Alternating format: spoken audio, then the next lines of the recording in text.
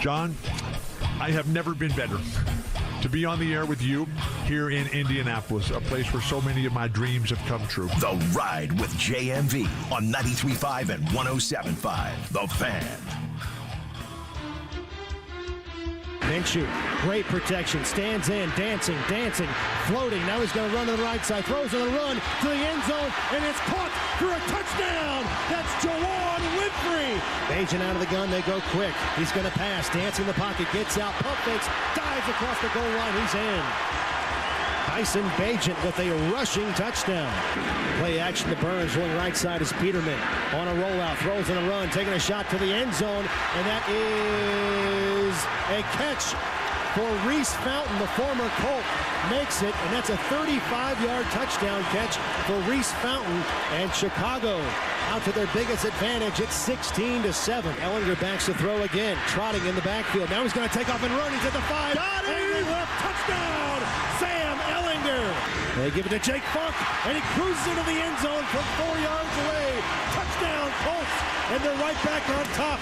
6 more on the board, and the Colts lead again. It's 19-17. Ellinger to Funk, charging forward, still looking. He's in there. He crosses the goal line for the 2-point conversion. And the Colts get 8 points on the possession, 2 more on the board, and now the Colts lead 21-17 with 4:28 to go. 12 seconds left, 3rd and 10. Colts up 24-17. Peterman plants in the pocket, looking left, dancing, still juking and jiving his way. Now he's angling to the right side. He has sacked. The ball comes out, but they're going to say he was down before he tried to release the football. So he takes a sack back to the 31-yard line. Khalid Kareem is going to get the sack on Nathan Peterman, and the clock is moving because of the sack. That's the end of the game. There you go, Matt Taylor. Joe Wright's Colts Radio Network, preseason game 2. I have to admit, man, Matt made that thing sound incredibly exciting. You may have walked out of that place going, yeah, whatever. We didn't see Anthony Richardson do anything but run out there, and we're probably pissed about that. But Matt made that sound exciting. I will ask you this. Jake Query's hanging in here for a minute because I want to ask him how day number 1 of the Midday Show went. Well done. We'll bring Jake on the air right here, the Midday Show, 12 until 3. It made his debut a little bit earlier today at noon that everybody had enjoyed. Now, among the greatest preseason players of all time in this indie market, where does Sam Ellinger rank? He's got to be right up there. Drew Haddad is that's the face of it, right? Yeah, it should be. Pretty much right there. Who was the guy? Was it P.J. Walker a couple of years ago that was a late? It was like, oh, man, he's going to make the roster. Caesar Rayford was a guy, if you remember. They traded him, right? Yeah, he was going to be like one of the great sack artists of modern-day history. So far, Gardner Minshew is like, he's getting after it, right? Well, Ellinger just goes out there and makes stuff happen in the preseason, and that's that. There By the way, go. I think it's an eastern racer snake that's in your backyard. Is it? Yeah. It says they can move up to 4 miles an hour. He's a good friend. He gets the varmints. He just watched me mow. Yeah. It says they're found throughout Indiana and prefer dry ground like open fields, meadows, and prairies. They come out during the day. Does he come out during the day? Yeah. Your fella? Have you named him? I have not yet, no. Is he afraid of you? Oh, yeah. I don't think he digs me. I think he's more afraid of the lawnmower. And so you let him be, though? Yeah, I don't mess with him. Yeah. And where does he live exactly? Does he have do you... I bet you it's somewhere in my backyard. Maybe under the outbuilding. Maybe under the deck. That is a big snake. He is big. He is a big dude. Okay. He is a big dude. Doesn't bother you? Does not bother me whatsoever. I just don't want to hurt him. I don't want to run over him or anything like that. You haven't named him? Haven't named him yet. You guys got a good name for him? What do you think that is, like 4 feet long, maybe? He's big. If you stretched him out? Yeah, that's a big snake. Did you see him try to stuff himself down in that? I saw you took a picture. It looks like me back when I was 7 trying to get in my husky jeans, trying them on at Sears right there. If you're just joining, John just got in here and was mowing his lawn and took a picture and sent it on Twitter of a snake peering out while you were mowing. He was mowing. He was watching me. Yeah. Checking me and that's out. the first time you've seen him? No, that's 3rd year. He's been there for 3 years. Oh, really? Yeah, he lives there. He's got squatter's rights then, right? He does. Does he have a family or neighbors or anything? Parties? I don't know. I just hope nobody gets at him, though, because he's a kind old fella. And he takes care of some moles and fair enough, field mice and other stuff. Hey, how was day number 1? It was good. Thank you. It's certainly different. Like, it's just a different. I think the hardest thing for me, John, was last night we went to Big Head Todd and Blues Traveler. Right. Over at Rock the Ruins. John Popper, shout out. That's right. And it took all day yesterday, my mind, just psychologically, I'm like, oh, man, I got to get up in X number of hours. And then, obviously I didn't have to. And so to come in and listen, I know and I'm aware of the fact, I've never worked with Jimmy before. I made the joke that we'd never met before. Obviously we have. But, Jimmy and Eddie, who I've known and respected a great deal for the hard work they do, but I've never worked with either really, so that always takes a little bit of getting used to. For me, not for them, probably for them as well. But you feel your way through that. But it was fun. I mean, I told Jimmy yesterday when we were just planning on what we're going to do, and he's like, what do you think we need? And I'm like, well, the key is here. Let's just have fun. If we're going to have fun, listeners are going to have fun, and so that's what I wanted to do today, and hopefully we did. Oh, yeah. Yeah, I'll let everybody on Twitter let me know. Everybody seems to be digging it right now, and we knew that they certainly would, but no. Well done on day number one. I was trying to think about a variety of things here, too. I'm going to get to my Colts takes from Saturday. We'll dive into that in a second, too, but I was watching Winning Time, and it's about Jeff Pearlman's book regarding the Lakers. Right. And this is not a Laker take, but last night's episode involved Larry Bird. And there was a scene in it where Larry Bird, Bill Hodges, the then assistant coach at Indiana State, brought Larry Bird from French Lick to Terre Haute to play in pickup games against his guys. And this had it as Larry playing in jeans and work boots and lighting everybody up with 40 plus. It's probably accurate. And this guy was actually out there playing in jeans and work boots and was lighting everybody up. And I was asking some folks over there if that was true. I have heard, I guess, variations of that story. Maybe the jeans part, the work boots thing was a little bit new for me. Have you ever heard that story about that first workout at Indiana State when he lit everybody up in jeans? No, I know that Robin Miller, our mutual friend, Robin has always told me about the time, John, when Larry first got to Indiana State. Yeah. And the SID wrote to Robin and said, you got to come see this guy play. And Robin's like, it's Indiana State, man. I mean, I got other things going on. So Robin finally said, I'll tell you what, I'll come to a game, and if he gets 40 and 10, I'll come back to a second one. And he went for 45 and 19 boards or something. Robin's like, oh my gosh. I mean, that it is amazing with a guy like that. And sure, he started at IU, but you kind of wonder when it all came together for him, because how did a guy like that, and nothing against Indiana State, but I'm saying, the circuitous route just to get there, how did that slip through the cracks three times? Yeah, he goes to IU, didn't like it basically. Hitchhiked back is the legend. Worked on a trash truck in French Lick.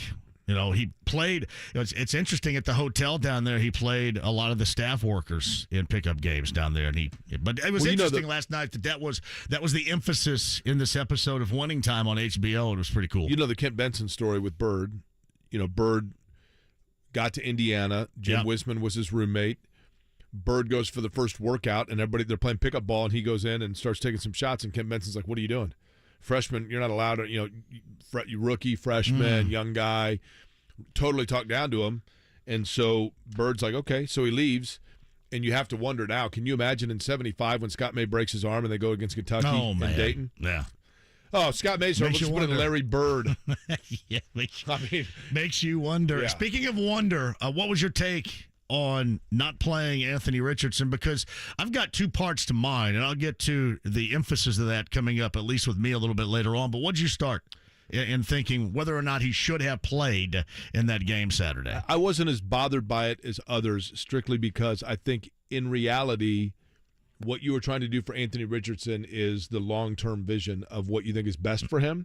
And if they felt like because of the fact that there were not going to be a lot of guys that he's going to be playing with in the regular season anyway or whatever else, and it was maybe they thought it was best for him to just sit and watch Gardner Minshew and see what Minshew does and reads and things like that. So in that regard, I didn't have as big a problem with it.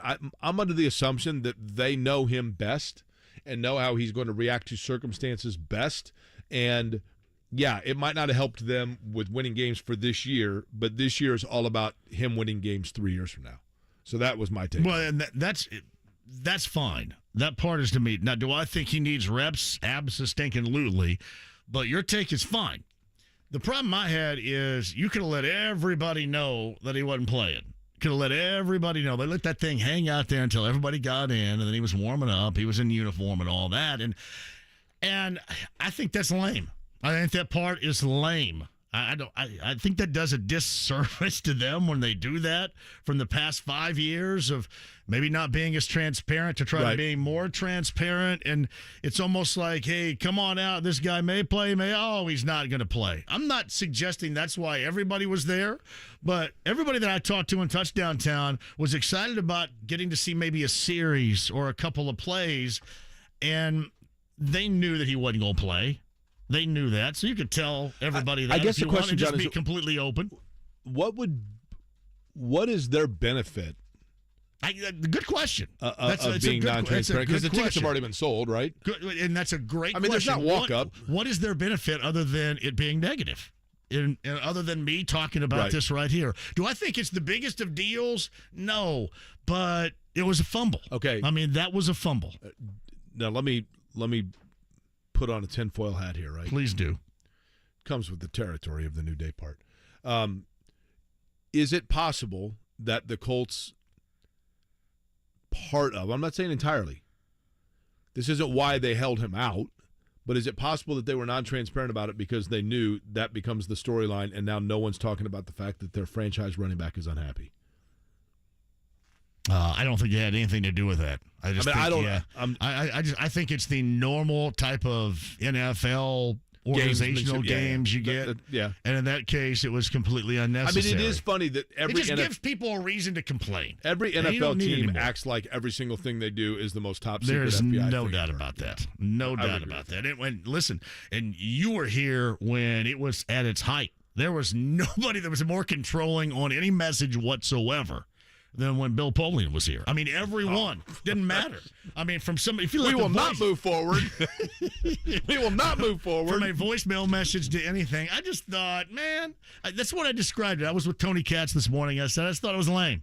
I thought that was lame. Just go ahead and tell everybody beforehand, and maybe everybody still goes. It was a beautiful evening. The roof, the window was open. You know, all these spectacular pictures everybody was taking in there. It's like everybody had a really good time. That's fantastic. And then, you give people reason to question some of your motives here, and they don't need that. Who had the greatest crossover dribble in NBA history? Allen Iverson? That's probably it, yeah. Yeah. I think by that time they were carrying the ball. You're talking about non-carrying the basketball division? Iverson's a good one. So we'll have to call this segment the Iverson because it's the crossover, right? There was a point in time when, you couldn't carry it with you like they do now. And, if you had a crossover back then, Norm Nixon, Nate Archibald? I guess if you've got a crossover that froze Michael Jordan in order to hit a jumper from 18 feet, you probably have a pretty good one, which is what Iverson did. Probably pretty good right there. Right. I would start with the crossover, the AI. All right, I know you got to run here. What you guys got coming up tomorrow? Actually, tomorrow, serendipitously, Friday night, I ran into Jeff George, and he was like, hey, man, I'll tell you what, I got my thoughts on the way Anthony Richardson as a young player versus Jeff George going through it with Dickerson holding out, and he was like, man, I think there's a lot I learned that he could learn. I said, well, why don't you come on and talk about it? So he's going to do that tomorrow. If he had that to do all over again, what would have happened? I think if Jeff had to do it over again, the number one thing would be, and this is hard because I think he's a loyal guy, but I think he would prefer to not have been drafted in his hometown just because, as he's told me, all his, he was 20 years old, 21 years old. All his high school buddies are here. Yep. And so I think the maturity thing is one thing that he'd like to have as a do-over. But I also think that, there was just so much turmoil back then between Bob Irsay and the roster changeover, and there was a lot going on for certain. But I think he would be the first to tell you that the way he handled that and the lack of focus that he had in the outset of it, of just with a head on a swivel of everything going on, it probably would have been better for him to have started in Atlanta or in Oakland as opposed to in What's funny, what you first mentioned, you get any of these guys that come from here and then come back and play, and they say the most difficult thing to do is to play here. And to play in your hometown like this, because you just got action coming at you 24/7, 365. Wow. You got to try to justify it and then categorize it to make sure it doesn't take you away from your game. Regent Bryan's mad at me that I'm having on Jeff George, and because he got on me. Who is this region? Oh, that's that guy. He's a truck driver, right? Yeah, on Twitter, yeah. He got at me back in the well, I was flattered time. that no matter where I go, he seems to be listening, which is awesome. Yeah, he's a buttwad, really. Who cares?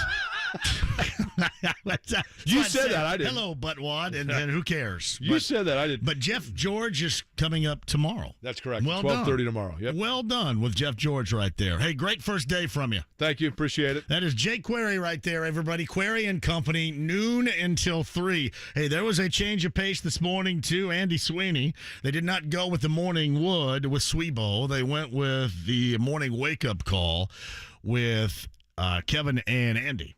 And that got off to a flying start. Thank you, brother. Appreciate you. Earlier this morning. I want to double back to a lot of Colts stuff, too. Ryan Walters, Boilermaker head coach, going to join us coming up at the bottom of the hour. Can you believe, Boilermaker fans, next week, your team plays.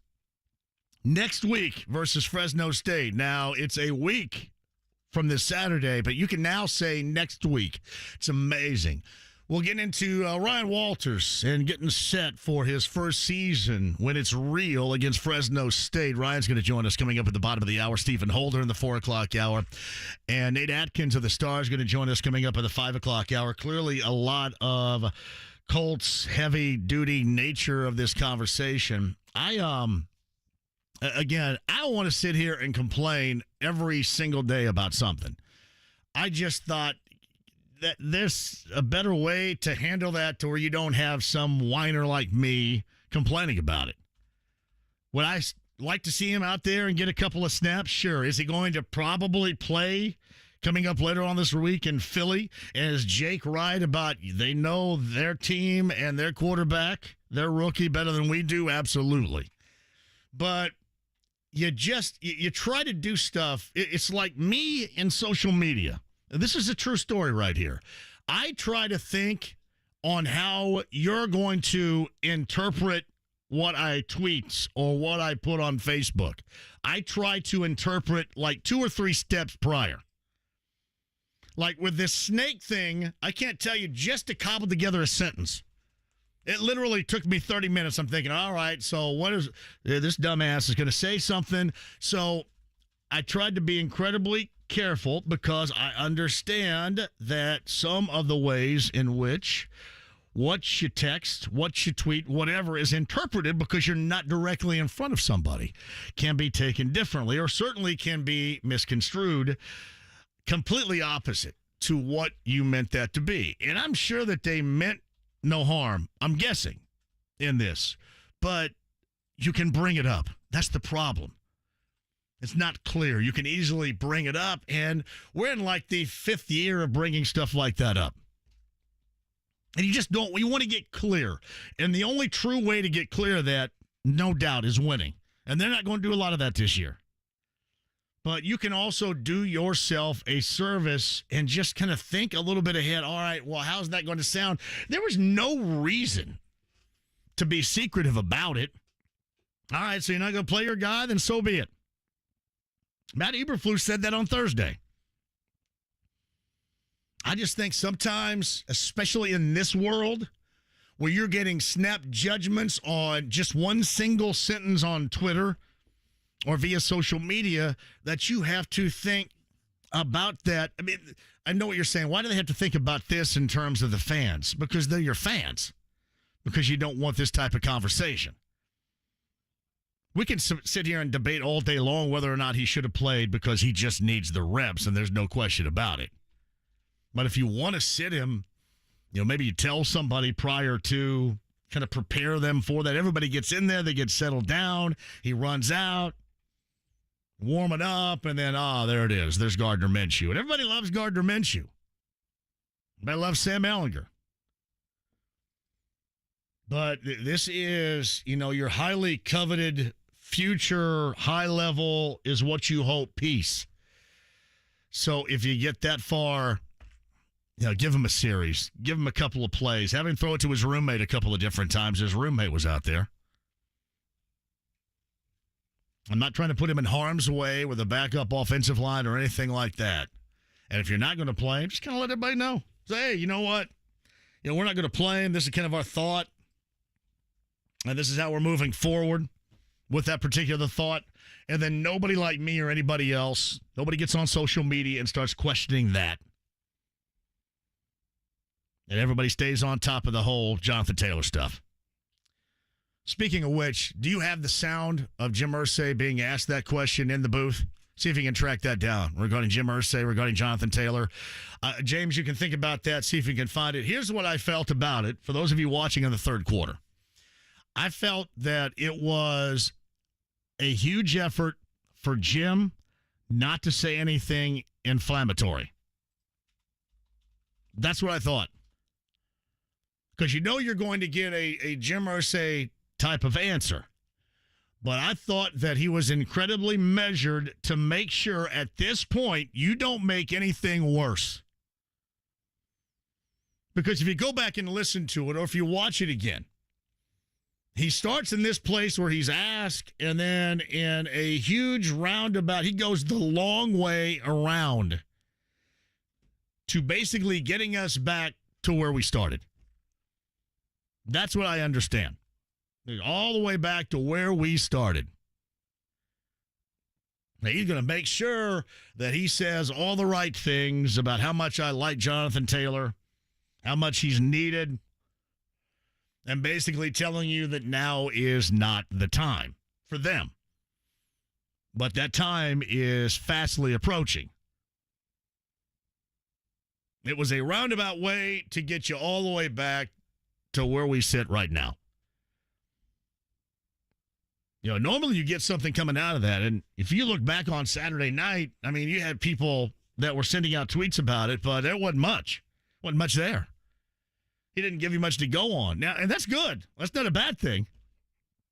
But that's how I interpreted what he had to say. Now, basically, what you have seen up until this point, that is all the information we're going to give, and then time will ultimately let this play out, which to me means either the dude, when he is deemed at some point here healthy, again, air quotes, he will either play or he will lose a buttload of money. Time. On the clock. But that's how I felt. That went with Jonathan Taylor on Saturday night. You know, it's kind of funny. Somebody had asked me some of the huge takeaways out of that game. I didn't really have very many. I mean, other than Sam Ehlinger being one of the greatest preseason players that this organization has ever seen here. You know, looking for offensive line depth, I guess, because that opportunity was there. There's no doubt they need that. You know, Josh Downs getting a lot of run. You can understand the level of importance that they're going to view him as at some point. But really not a lot. And there's no doubt they value those in-practice, combined practice situations much more than they do the preseason games. Off to Philly they go. They'll have a couple of those, and then a game coming up later on this week that we shall talk about with you at 239-1070. The email address is jmv1075thefan.com. Inside the lounge via YouTube Live. We'll get on there in a second and celebrate with you all. Stephen Holder, Nate Atkins, all still to come. We got stuff to give away today? What do we got, James? Let me know. I don't know. Tell me. I believe we have more of the Hoosier Hardwood Festival tickets to give away. Hoosier Hardwood. Why Yes, we not? do. Boone County Fairgrounds coming up. The Hoosier Hardwood Fest tickets to give away. Not that for you. Got a busy week around here as well, too. We'll dive into that. I mentioned, too, to Jake, if you watched Winning Time last night, if you watched that, year number 2 of that show, and I think it's absolutely outstanding. Now, John C. Riley plays Dr. Jerry Buss. Great job. But there was a focus on Larry Bird last night, and that made it a classic episode. It did. I will say this. The guy that plays Larry Bird is pretty good. You know, he's got a kind of a blonde pubic mustache and some acne going on. It's good. Big-time jump shot. But a lot of those stories you hear and you never knew if they are all 100% true got brought into the equation. We'll talk about that coming up as well. And Tyrese Halliburton having a big one for Team USA. We'll dive into that coming up as well. Again, 239-1070. On the other side, the first-year head coach Ryan Walters of the Boilermakers set to join us next week. Here comes Fresno State for the Boilers. The first-year head coach joins us coming on the other side. And 239-1070 is the number. Inside the Lounge via YouTube Live, the stream, the app, HD Radio, and 93.5 and 107.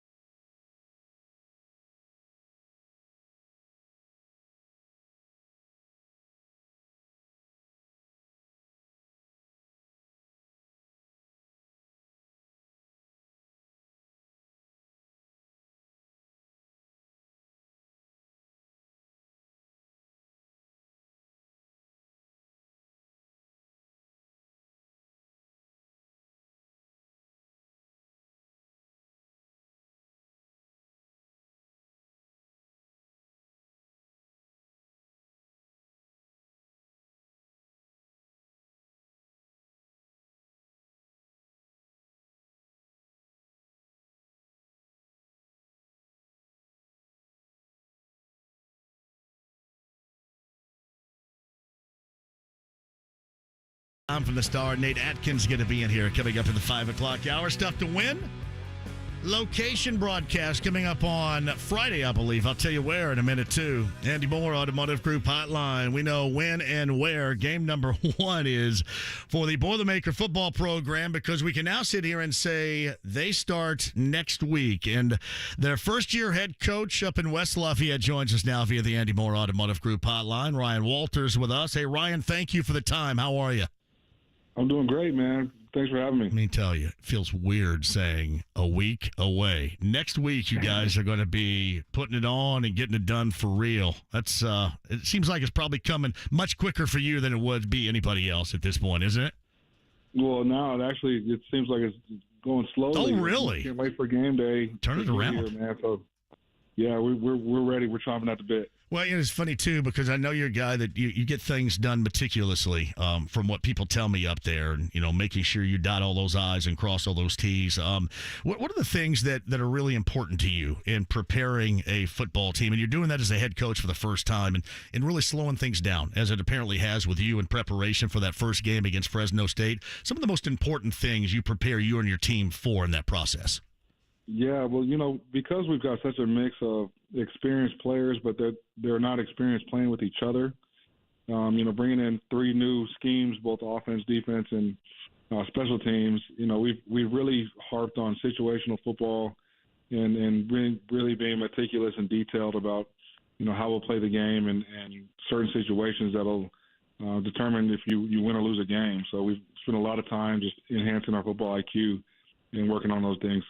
How quickly did you get acclimated to getting ready to get that first game as a head coach? How quickly did you get your feet on the ground in West Lafayette once you got that gig? I mean, as soon as I got here, man, I went to work and try to assemble a staff, keep together a recruiting class that we'll see a lot of the true freshmen on the field this year. And so, there was no time to sit and sort of take it all in. I remember the first month and a half felt like one long day because there's always something to do. There still is. But now we've got a facility full of people that are high-quality individuals on and off the field, and really, very happy with where we're at. Who'd you lean on for your advice getting into this right now? And probably still do to a great degree, but who's at the top of that list that you would call and say, all right, so this situation, this is my reaction. What do you think? Who's that person?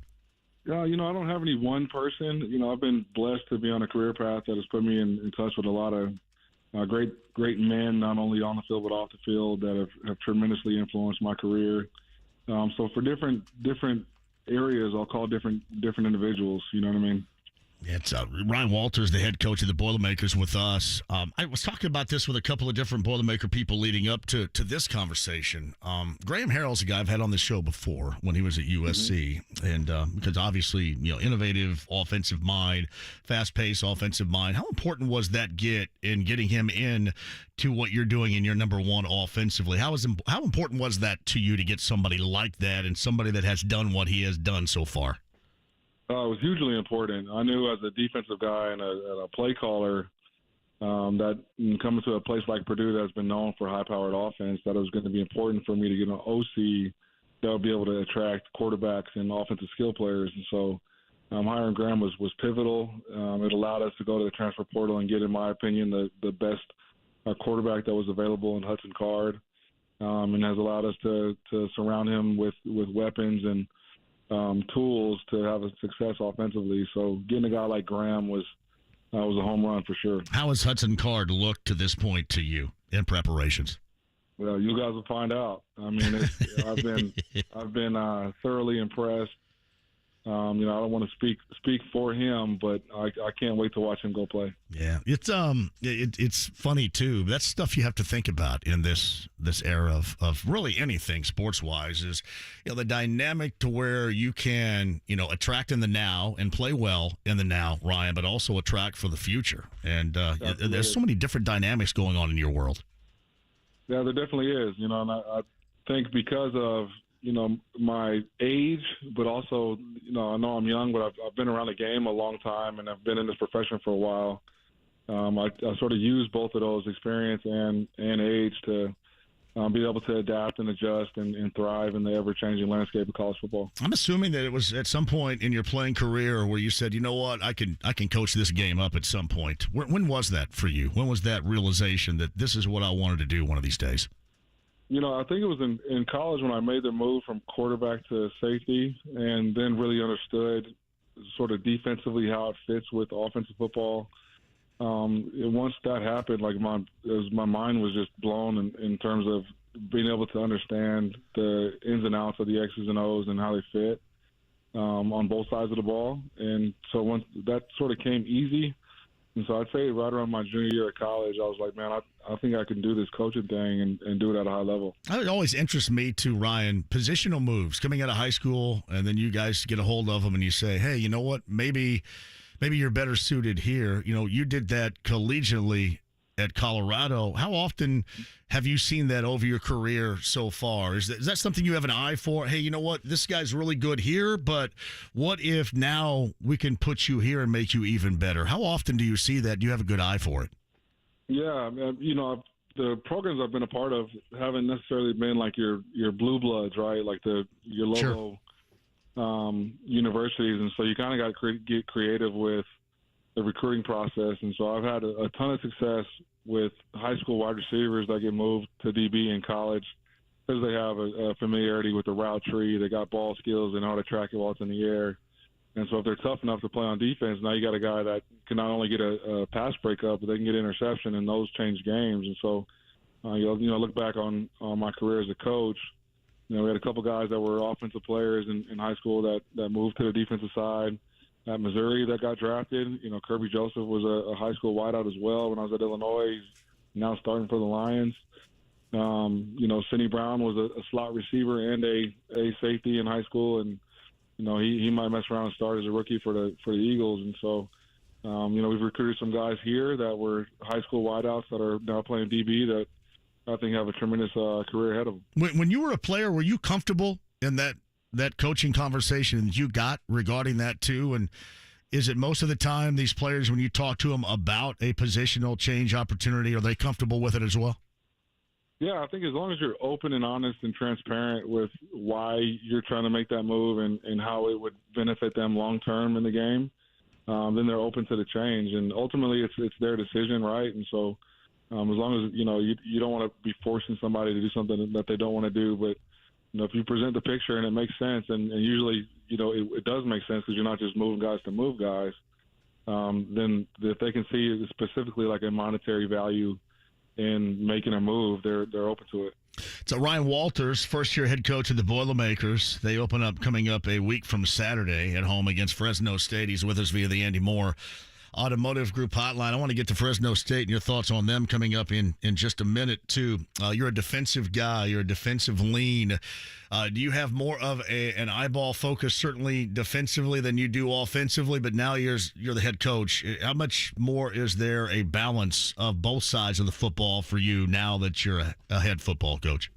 Yeah, obviously my expertise is on the defensive side of the ball, so I'll spend most of my time there. But I do think I can provide a different lens offensively and special teams-wise. I just want to be prepared, going into game day knowing what our opponent is going to do. How many suggestions I'll make, we'll see. But I feel like I've hired guys that are capable and can excel at their jobs, so I got to allow them to do their job in order to be the best head coach that I can be. Devin Mockabee is from Southern Indiana. I'm from Southern Indiana, too. And there wasn't a lot of fanfare for him coming out of high school. And, a year ago, he made it all happen. He really did. Played as well as you could, considering the circumstances and the expectations they have. How does a guy like that has, really expanded everybody's thought on the level of play in which he can reach? How does he raise the bar on that? Yeah, he's been tremendous. Obviously, my first order of business as a head coach was to provide him a scholarship because of the damage he did a year ago. And so to see him sort of mature in his role and really embrace his role and be confident in it has been fun to watch, through winter workouts, through spring ball, fall, summer workouts, and now fall camp. We call him the mechanic because he loves he's a drag racer. Cars. Yeah. Specifically Mustangs. And when he walks in the building, he kind of looks like a mechanic. So it's fitting. But, his knack for seeing windows that seemingly aren't there and being able to get through those and explode up the field and make people miss. I'm glad he's on our team now, and I don't have to try to get guys to go tackle him. Yeah, it's funny, Ryan. You as an ex-athlete would certainly know that too, man. You always want that chip, right? That chip on your shoulder. And he had one that was massive because he performed at a high level. Yet, as you mentioned, that he did not have a scholarship. And you got to make sure too that the dude's always looking further down the road, and he seems like that's his MO. He's always looking for more. He always maintains that chip on the shoulder that got him to where he is right now. That can transition somebody into a really special player.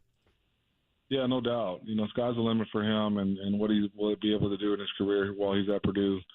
And he definitely has a chip on his shoulder. The thing I love most about Devin is what you're going to get every day. He's consistent, and he is consistently at full speed and maximum effort.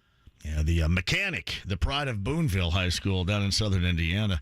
It's his head coach Ryan Walters with us via the Andy Moore Automotive Group hotline. I did dabble into your defense and your thoughts on that. What do you like about what you have seen so far from your group in West Lafayette? Yeah, I think we got the makings to be really good. We're big up front. We've got great pass rushers.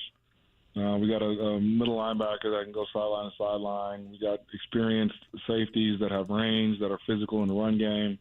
We went out and got corners that can cover, and that will show up in the run game as well. So we've got the makings. I think we've got the scheme, and we've got the attitude to go do something special and play good defense. All right, Fresno State. I mean, you're trying to hustle that thing up to have it get here quickly. It'd be a week from Saturday. What do you think? Historically speaking, they're always pretty good year after year. That's one thing about them. Yeah, they won 11 games a year ago, and obviously they've had a lot of production leave that place. But one thing I know about Fresno and the pride they take that down there in the Valley is playing tough, playing physical, playing their brand of football. They don't shy away from competition. They thrive in games like these that are presented with opportunities to do something special. And I got great respect for that coaching staff over there. They've been around and done damage in this profession at a high level for a long time. And so the thing that we got to do is we got to be able to embrace the unknowns. It's the first game of the season. They'll have wrinkles. They got new faces that will, make up for some of the production that they lost a year ago. But we just got to, rest in our preparation, adhere to our rules from a schematic standpoint, offensively, defensively, and special teams, and ultimately be the most excited team in the stadium to go play. What is your feel? Do you want to get tested early? Do you mind getting tested with a really good team as early as possible? Yeah, let's go play football. You know what I mean? I don't like easing into a season or easing into a schedule. Let's hit the ground running and find out what we're made of, and whatever happens, move on and go to the next one. All right, well, go get it. It's great to have you on down here in Indy. If you don't mind, we'll reach out to you, get you back on here, see how things are going over the course of the season. But we'll try to go ahead and see if we can't speed up that clock a little bit, too, and get a week from Saturday here as quickly as possible. I appreciate your time, as always, and the best of luck this season, Ryan. Thanks, man. I look forward to it. It's Ryan Walters right there, the first-year head coach of the Boilermaker football program. All ball, as you can tell right there. The Maccabee story, I think, is just awesome, by the way. I know, Southern Indiana, but I love it that you come in, you're a walk-on, and you just blow all expectations out of the water. So obviously that next question is, what's next? Where do you go next? How can you raise the bar on what you just smashed, again, expectations-wise last year? Good stuff right there. Ryan Walters' podcast, we'll put that up at 1075thefan.com. According to ESPN.com, Michigan has self-imposed a 3-game Harbaugh ban. And that according to ESPN. To begin the 2023 season. Remember when they were trying to, work something out with the NCAA? I think it was going to be the first 4, right? And it's not like the first 4 was that daunting. Thus, the first 3 would be less daunting than the first 4. So a 3-game Harbaugh ban, self-imposed. Michigan for their football head coach. That's according to ESPN. Back on the other side, Stephen Holder, top of the hour. We'll talk about the Colts from Saturday night. The Colts moving forward, a week in Philly with both Stephen Holder and Nate Atkins of the Star coming up in the 5 o'clock hour. Don't go anywhere inside the lounge via YouTube Live. I'll join you coming up in just a minute. The stream, the app, HD Radio, and 93.5 and 107.5 The Fan.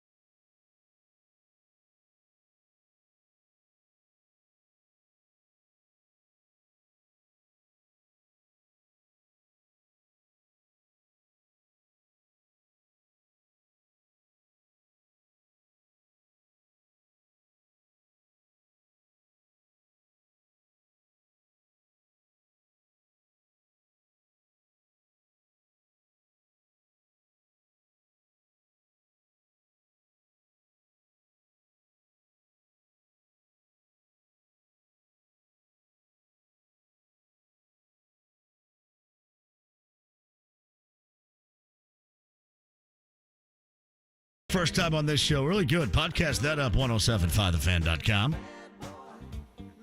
Stephen Holden, top of the hour. Nate Atkins going to be here in the 5 o'clock hour. I need to thank everybody that showed up at our fan event, our first ever golf outing at Back 9 on Friday. You guys, absolutely outstanding was the day. Thank you so much for being there. I love it when you guys come out.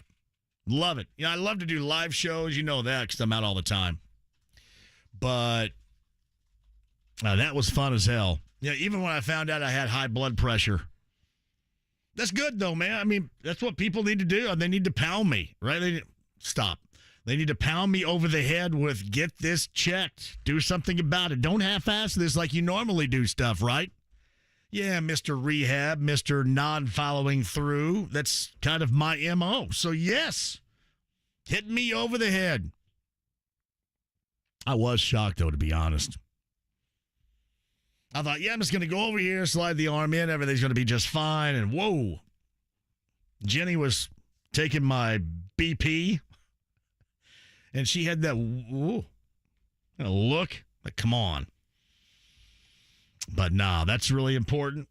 Make sure you know your numbers today. I'm glad I know mine, but we had a spectacular time raising money for the American Heart Association on Friday. I mean, a job well done by everybody at the station. A job well done. All our listeners. I just saw J-Law post about that inside the lounge via YouTube Live. It was awesome. Great day. All of us there. Really was.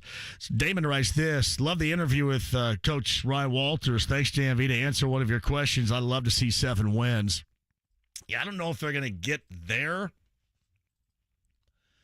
But it's going to be interesting to watch.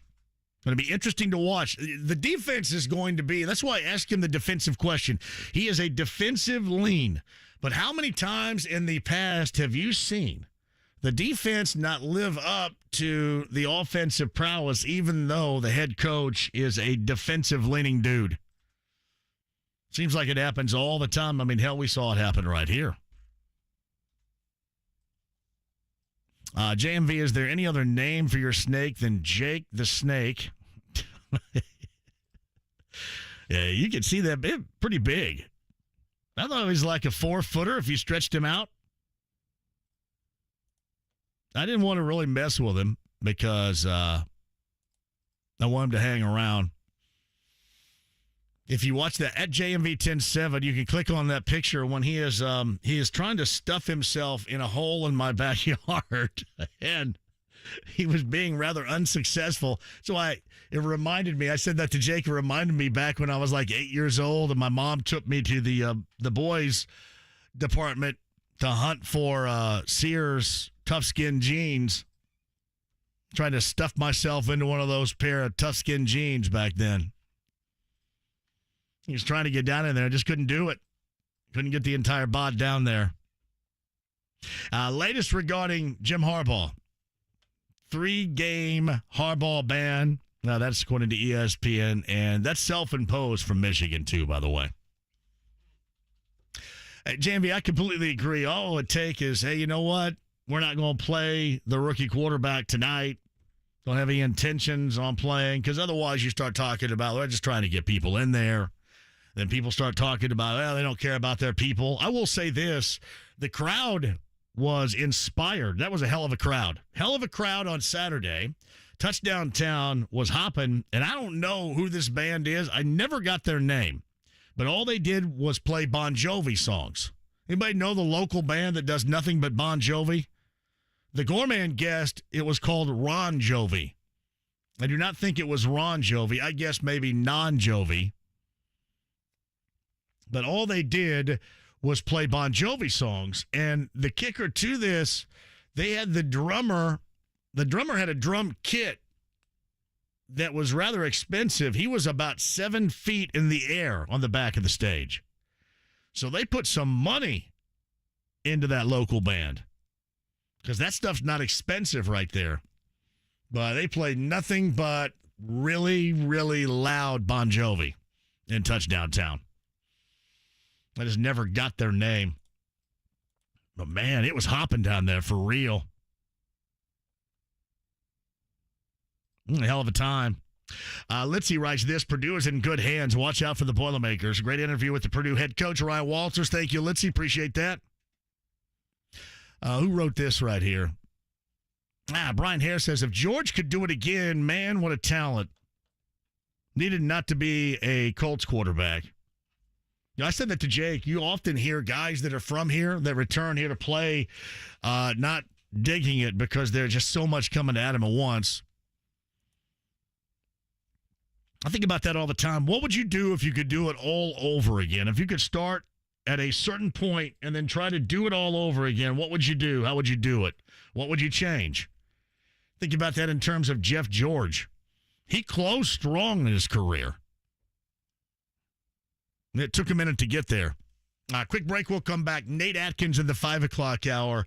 What Stephen Holder saw on Saturday, and Jonathan Taylor on the road to Philly with his teammates coming up this week as well. We'll get the latest on that and a lot more. Stephen Holder of ESPN.com, top of the hour. Inside the Lounge via YouTube Live. Get the conversation going with me in there. And at 93.5 and 107.5 The Fan. Don't go.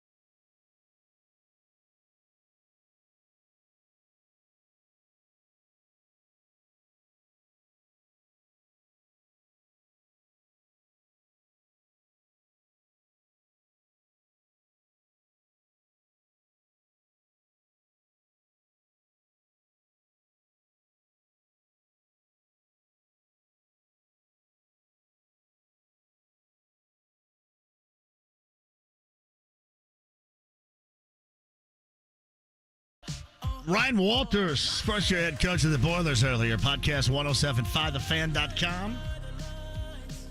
Who's your Hardwood Fest tickets coming up? Get you some wood a little bit later on, so you guys hang tight on that. Nate Atkins, Indy Star, is going to join us in the 5 o'clock hour, too. Busy week, Union Jack Pub. That is a tavern tour stop coming up on Friday, I believe. Right, James? Friday? Friday, everybody. Broad Ripple, Union Jack Pub. Andy Moore Automotive Group hotline from ESPN.com. Stephen Holder joins us. Hello, Stephen. How you doing? Hello, Stephen. How you doing? Hello, Stephen. I'm John. How are you doing? Did I hit the wrong button there? I think you did. No, did I really? Oops. I only did it 3 times right there. Here's a 4th. Hello, Stephen. How are you doing? Hey, do we have? Are you mad at me? No. Numbnuts here. Numbnuts here hit the wrong button, and Numbnuts is me. So yeah, I don't want to go. We all have our moments. It's all good. We do. All right. I don't want to make a great deal out of this, right? Mm-hmm. Because that's the last thing that they need, but they do this crap to themselves. And I'm talking about the Colts. All right, I want to see Anthony Richardson a series, right? Maybe a couple of plays here or there. Yeah. Throw it to his roommate a couple of different times at camp, whatever, and then take him out. Give the crowd an opportunity to see what they really, Colts-wise, came to see. All right, so if you decide against doing that, at the very least, can you let everybody know? Because you can't tell me, oh, yeah, we're not going to go ahead and play him tonight. They knew that well before they started that game. And at least tell the crowd so it doesn't look like you're trying to make it look like you're trying to get everybody in their seats before you make that announcement. Is that too much to ask? Yeah, it would have been nice. And I think you can look to the Chicago Bears. Our old friend Matt Eberflus, who on, I believe, Thursday, correct? Yeah, I was there at the joint practice. Told the media assembled that his starters wouldn't be playing. I mean, it wasn't a big surprise, right? No, I mean, it wasn't. They got after it this week. They really got after it, and I think that's what you want in the joint practice. And this has been going on for a few years now. When you have these joint practices, coaches tend to pull back in the actual ensuing game. So that's typical. No one's going to be surprised by that. This was weird, though, in that, first of all, on Thursday, I wasn't aware we were not going to get Shane Steichen. Right. I wasn't aware he wasn't going to be available. So that was odd because it was on the schedule. On the previous schedule we'd been given, he was supposed to be available to speak. So that's why when he didn't answer the question on Wednesday, the assumption was, all right, fine. He'll tell us tomorrow, and that did not happen. So that was odd. And then, particularly when he, I believe, had told us going into the Buffalo game that Anthony Richardson would be starting that game. We were told that in advance. So it seemed reasonable and plausible that we would get a similar heads up one way or the other going into game 2, right? Yeah, see, you're making it sound even worse for him right now because of the whole Thursday thing. I agree. It actually gets worse. Yeah. And so then, I don't know what to make of this. I am not telling you what it means. I'm just telling you what happened here. And then on Saturday, look, a few of us at ESPN were curious about it because, we want to kind of line up what's the news for the day and all that. And I was being asked, hey, is Richardson going to play? And I said, I don't know. Let me see if I can find out. And I asked around, and you would have thought that I was asking for Jim Irsay's bank account number. Right. Okay? Right. I don't know. It was weird, man. It was weird. I finally got what I thought was a confirmation that he wasn't playing, but I still wasn't 100% sure. It was very strange. I'll just leave it at that. And there's no reason to do that. I mean, unless you just want to make sure you get as many bodies in the stadium in your lone home preseason game, which, a lot of the folks are already in there because they have season tickets and you have to buy that, or at least part of the package is that game. And, oftentimes I think it's cool because you get people in that building that don't often get the opportunity over the course of the season to go to games. And, even if it wasn't purposely done, you can paint the portrait because so many people in the past 5+ years are negative about that, paint the portrait of something going on behind the scenes that's kind of anti-fan. And you don't want that. You don't need that, and you kind of do it to yourself, I think, in that circumstance. If you just don't be honest and say, again, with no reason not to, hey, the dude's not going to play. Yeah, I can't speak to motivations, but I will tell you, and by the way, let me back up. I can't speak to motivations, and I also don't think that there's like a huge issue in the decision, right? I don't know if I would have done the same thing, but I'm not up in arms about it. Like, I'm not angry about it. No, I'm not angry about it, but I have to bring it. Yeah, I have to bring it up here. Yeah. No. This is just a preface to what I'm about to say. Okay. So, but then when you make that point that people in the stands wanted to see him, I get that, right? So I was a kid from a working class family, and I've probably told this story before. I don't know. I've been doing these shows with you a long time, right? But the point is, just for the sake of being redundant, I was a working class kid growing up. We didn't have season tickets, to the NFL games, and my dad's company, because I presume the bosses didn't give a damn, they gave away the preseason tickets, to the worker bees. So my dad would get preseason tickets for the Dolphins, and we'd go. And we would stay there till the last damn snap. Okay, it was a big deal. I was the only time I saw the inside of that stadium, man. Right. So I relate to that. I relate to people wanting to make that an experience. And I'm not saying you should make a decision based on that, but I also think that's where the sensitivity should come in and giving people a heads up. So I get it. I totally get it. Yeah, you don't even want to come close to sparking a debate. You just don't. And that's why I just kind of wonder at times why you don't. I'll give you a great example. This is my example earlier, Stephen. It is the way I utilize social media or X or Twitter, whatever it is. Before I send out stuff, I often read it to myself 5 or 6 different times to see how many different ways that anybody out there can interpret it. And I think oftentimes, decision-making wise, in this world, especially when you're trying to work your way back up from a negative spot in which you have lived in for a number of years around here, that you kind of got to do that as well. I mean, you have to make this as foolproof as possible, to me.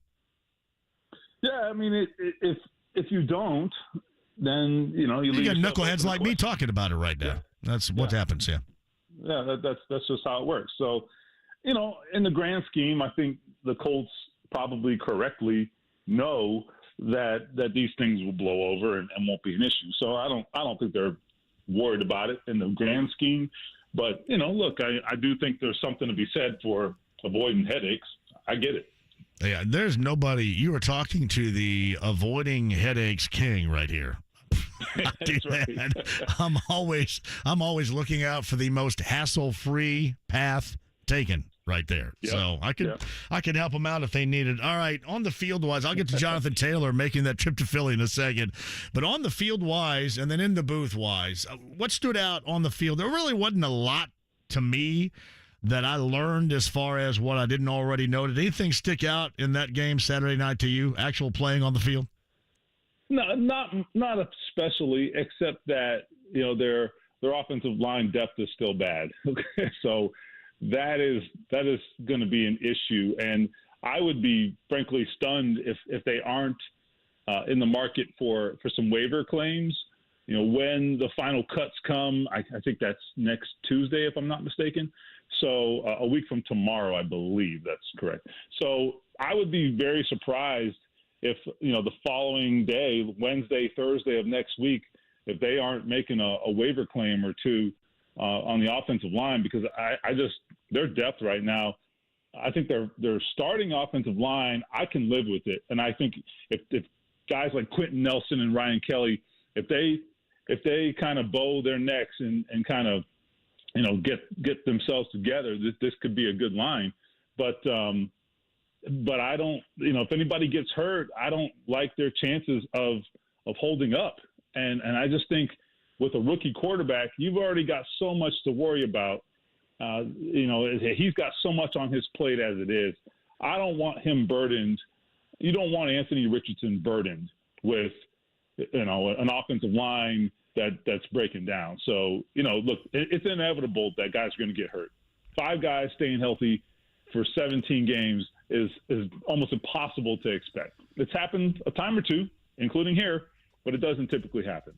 It's Stephen Holder of ESPN.com on the Andy Moore Automotive Group hotline. They added a couple, at least depth for camp and training camp, preseason, whatever, wide receivers end of last week with James Washington and DJ Montgomery. I know a great deal about James Washington. He got an opportunity to stick on this team once the regular season begins. And has there been anybody outside of the usual suspects here that you think has stood out as far as this process is concerned at that position?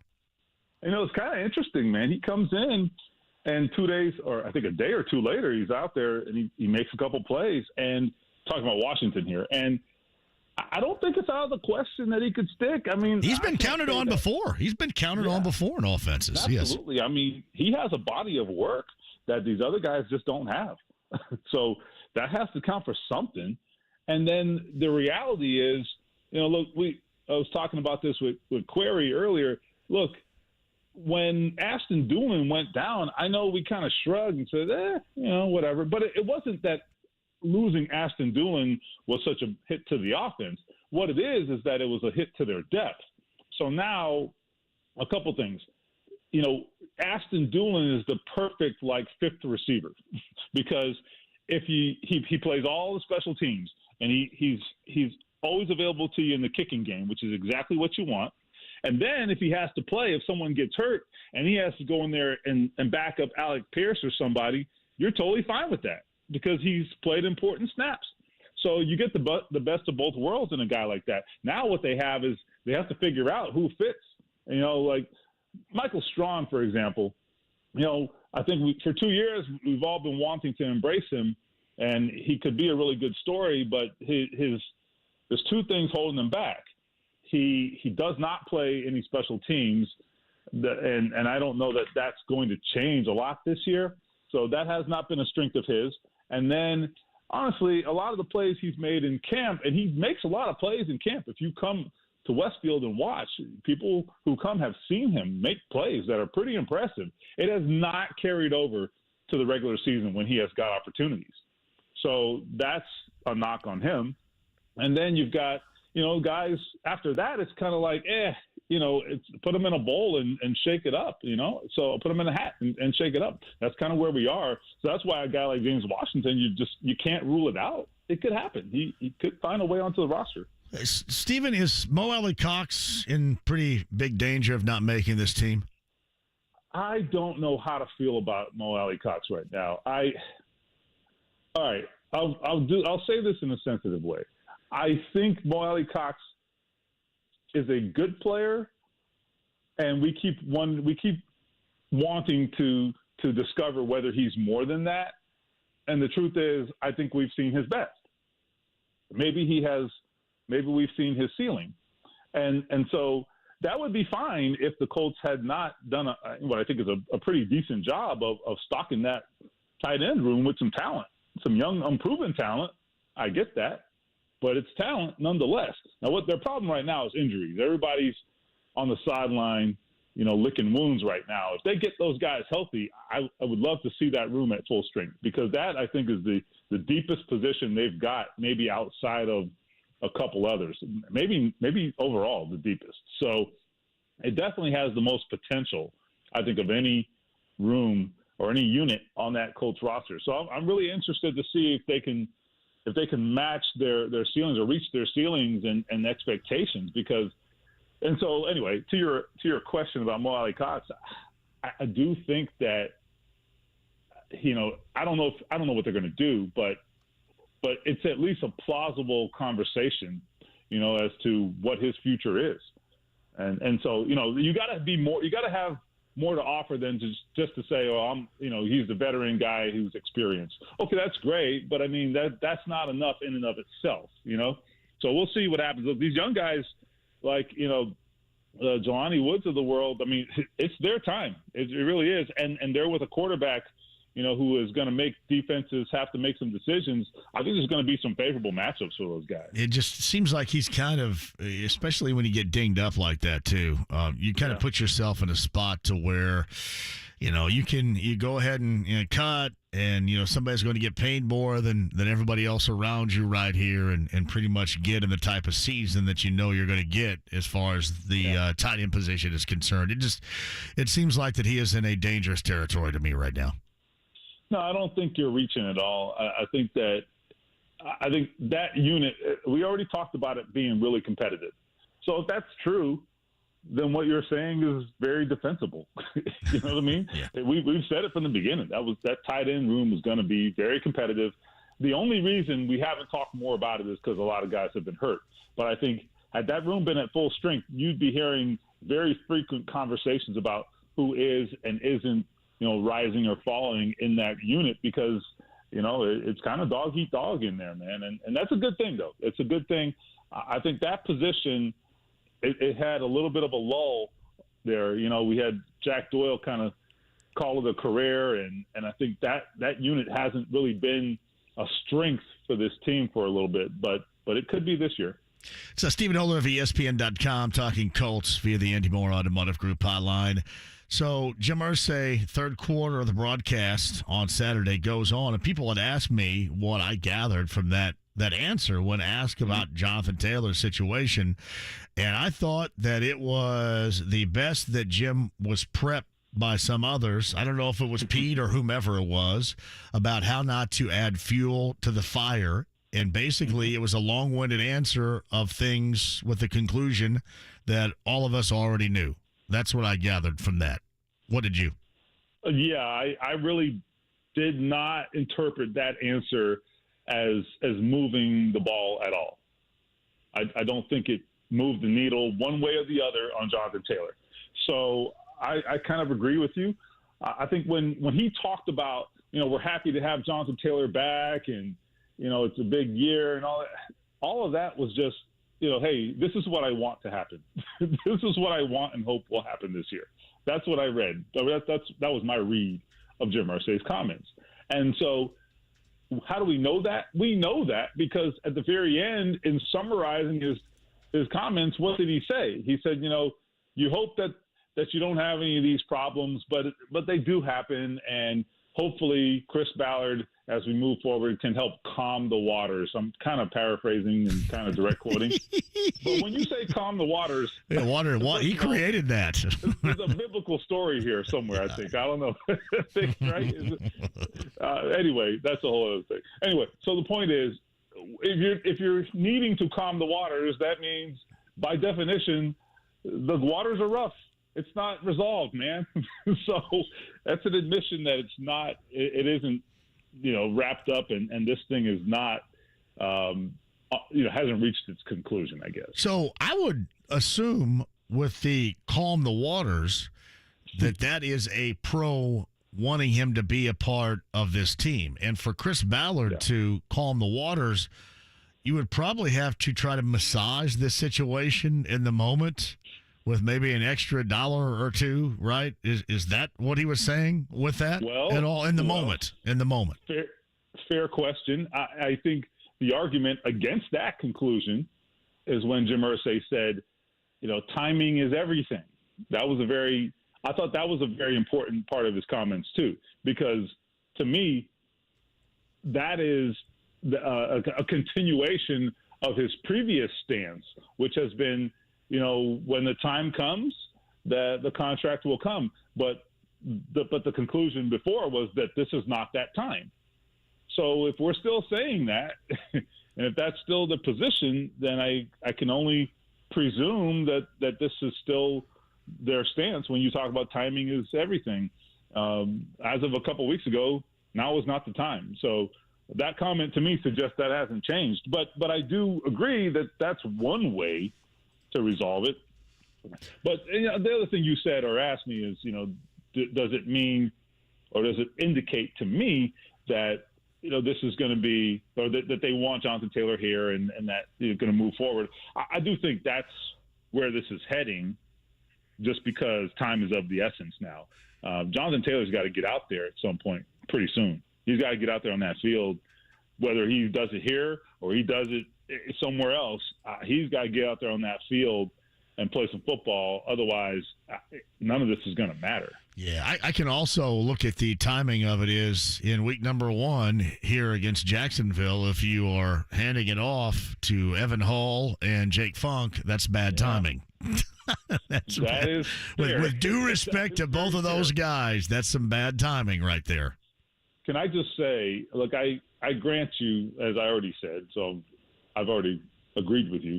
The backup offensive line, the offensive line depth is not good. That being said, I have not seen anything from these running backs that suggests to me they're going to be okay without Jonathan Taylor. Okay, can we just be honest about that?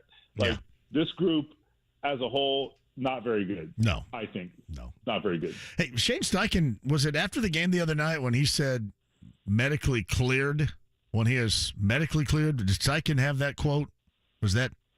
Did I hear that accurately? I believe that's right. Or he has been saying that once he's cleared by the medical staff. Okay. He said a version of that before.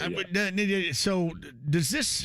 Where are you with it? Because all along, and I don't know if this makes me conspiracy theory guy or not, but all along I have felt this is just a motivational move to make sure you get paid and you're not playing from the Taylor side of things here, meaning I think it's more of a hold-in situation than it is anything else. Is that the side that you buy, or does that, needing medical clearance, does that maybe take you down a different path here? The problem is the guy who can answer that hasn't talked, and that's Jonathan. So we're left to kind of, read the tea leaves and body language or, read between lines. And that's just so hard to do.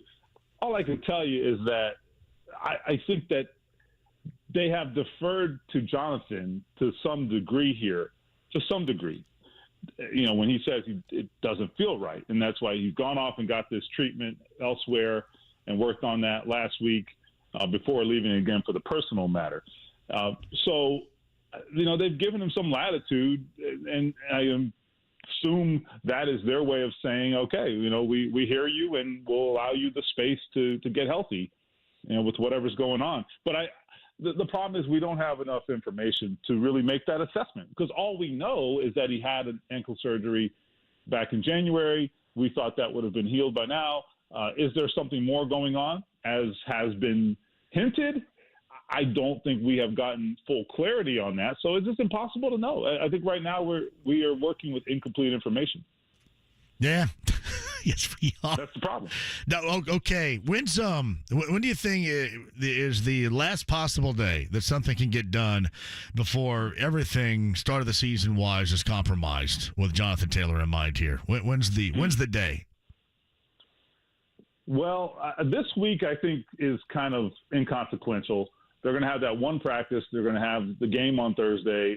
There's not much going on, right? So he's not a factor this week, Jonathan Taylor. Even if he were to wake up tomorrow morning and feel great, magically be ready to come off of the PUP list, well, they're not going to stick him in there and him be the starting running back the first day out of the gate, right?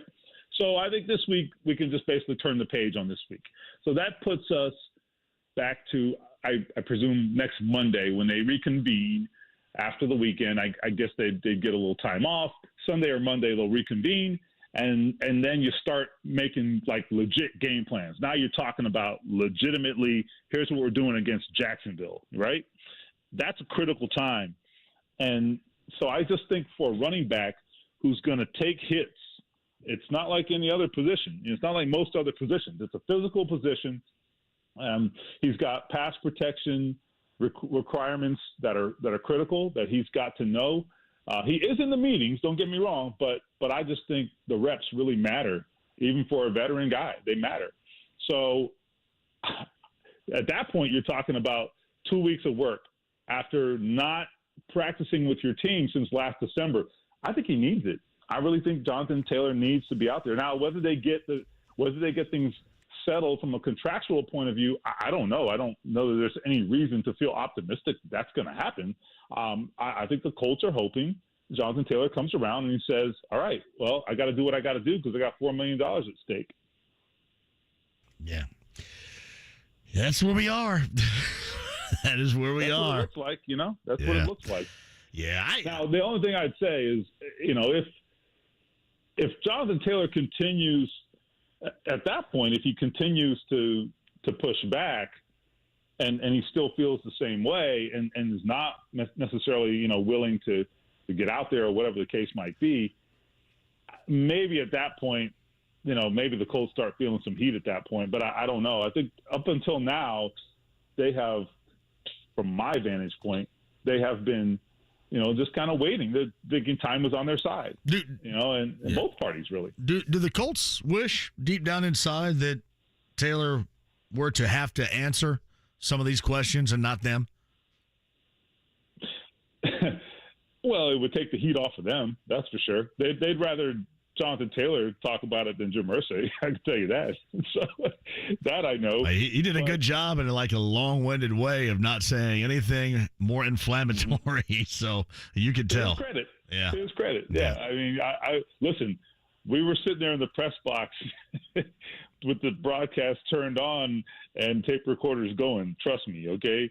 Because we knew it would come up. The funny thing about it is, I don't even think that Jim Irsay was asked specifically about Jonathan Taylor. He just went there. And like you said, to his credit, he didn't necessarily make a mess of it. And I guess, maybe that was surprising, but he didn't. It's Stephen Holder of ESPN.com. There we go. He's on the Andy Moore Automotive Group hotline. So quick trip to Philly here, I guess, right? Yeah, I'm bailing on this one. So I'll be there for the rest of them, but not for this one. It's one practice and a preseason game. So how much time do you think that Richardson gets coming up here later on this week? In the game, I'd like to see a quarter. I think a quarter would make sense. I think that's what they did in game one. We saw the other two first-round quarterbacks play roughly a half, I believe, last weekend or this past weekend. So, that would be on the high side. The issue for me is if you play Richardson for any length of time, he's got to play with the first offensive line. Don't put that guy out there with that second unit. Number one, it doesn't really help him, right? He's not going to play with those guys if you can help it, number one. Number two, it just exposes you a little more, especially if Philly plays some of their defensive guys because, let me tell you, those guys are headhunters, man. So you don't want to mess with that. I think it makes sense to have him out there with the first unit. So the question then becomes, if he's going to play a quarter, a half, et cetera, are you willing to play those guys for that length of time? Well, that creates another question in itself, especially because a couple of those guys have already been banged up, right? So I don't know. There's a lot. That's why the one thing I'd say is it's more than just like, oh, well, Richardson should play. Well, it's not that simple. Talking about past Saturday night, it's not that simple. If he's out there, then Quentin Nelson's got to be out there. Then Ryan Kelly's got to be out there. Braden Smith, even though those guys have been banged up. So those are the subsequent questions that come along with playing the quarterback. So Stephen Holder, ESPN.com, and the Andy Moore Automotive Group hotline. Always a pleasure, man. Have a great week. We'll do it again. All right, brother. We'll talk soon. It's Stephen Holder on the Andy Moore Automotive Group hotline. Yeah, you just think about it. And he agreed with me on that. You don't want to have to sit here and talk about, getting the word out or anything like that, but you end up having to fight it. I'll give you two differing opinions. I'll tell you what, let me take a break. We'll come back. Via X, social media, formerly Twitter, we have two different opinions on the way that the Colts handled the starting of the quarterback, or the non-starting, if you will, the quarterback on Saturday night. We'll do that with you next.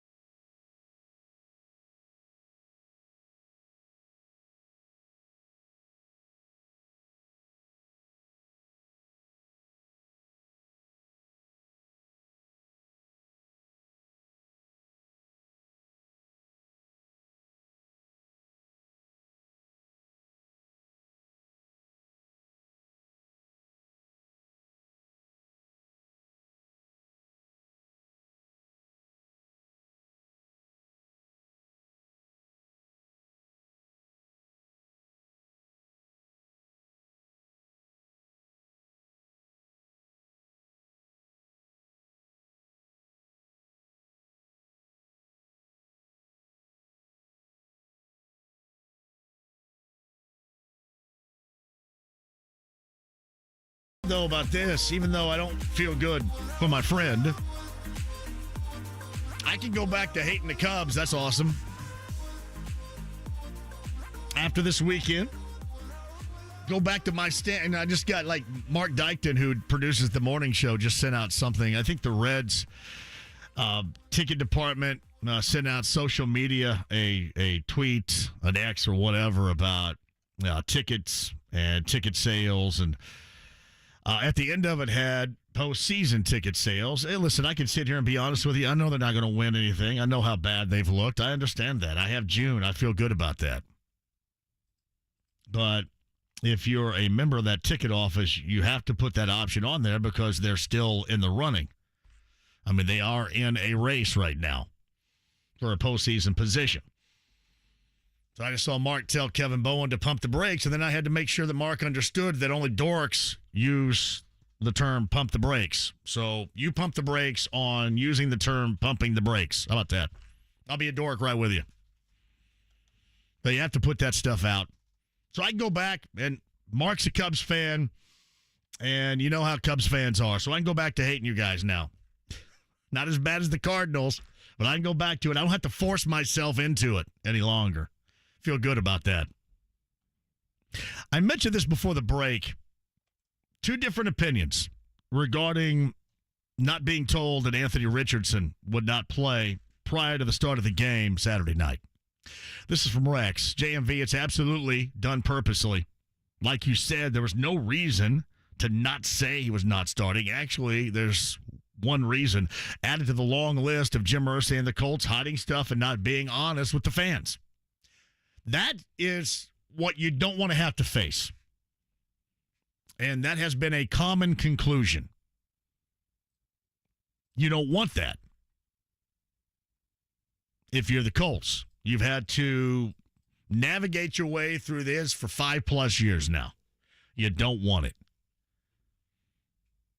Now, on the other side, this is from Photon Bread, which is an outstanding name.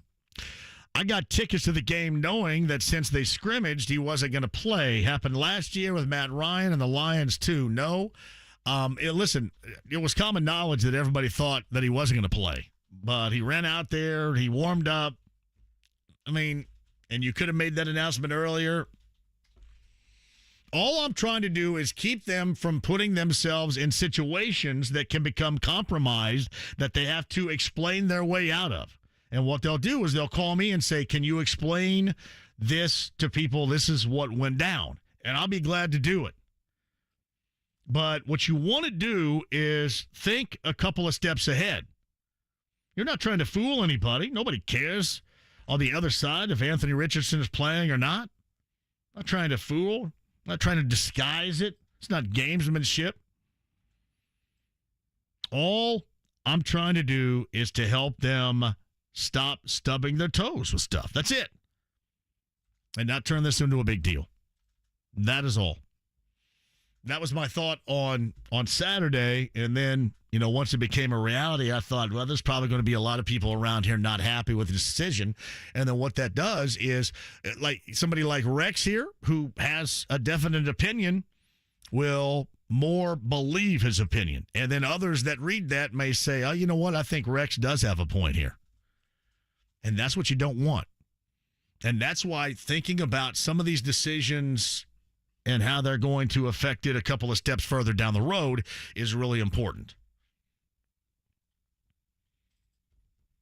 Hey, listen, we can get down to the fact that, Matt Ryan, so-called didn't need the snaps. There's no doubt. He didn't need any more snaps than he got during the regular season.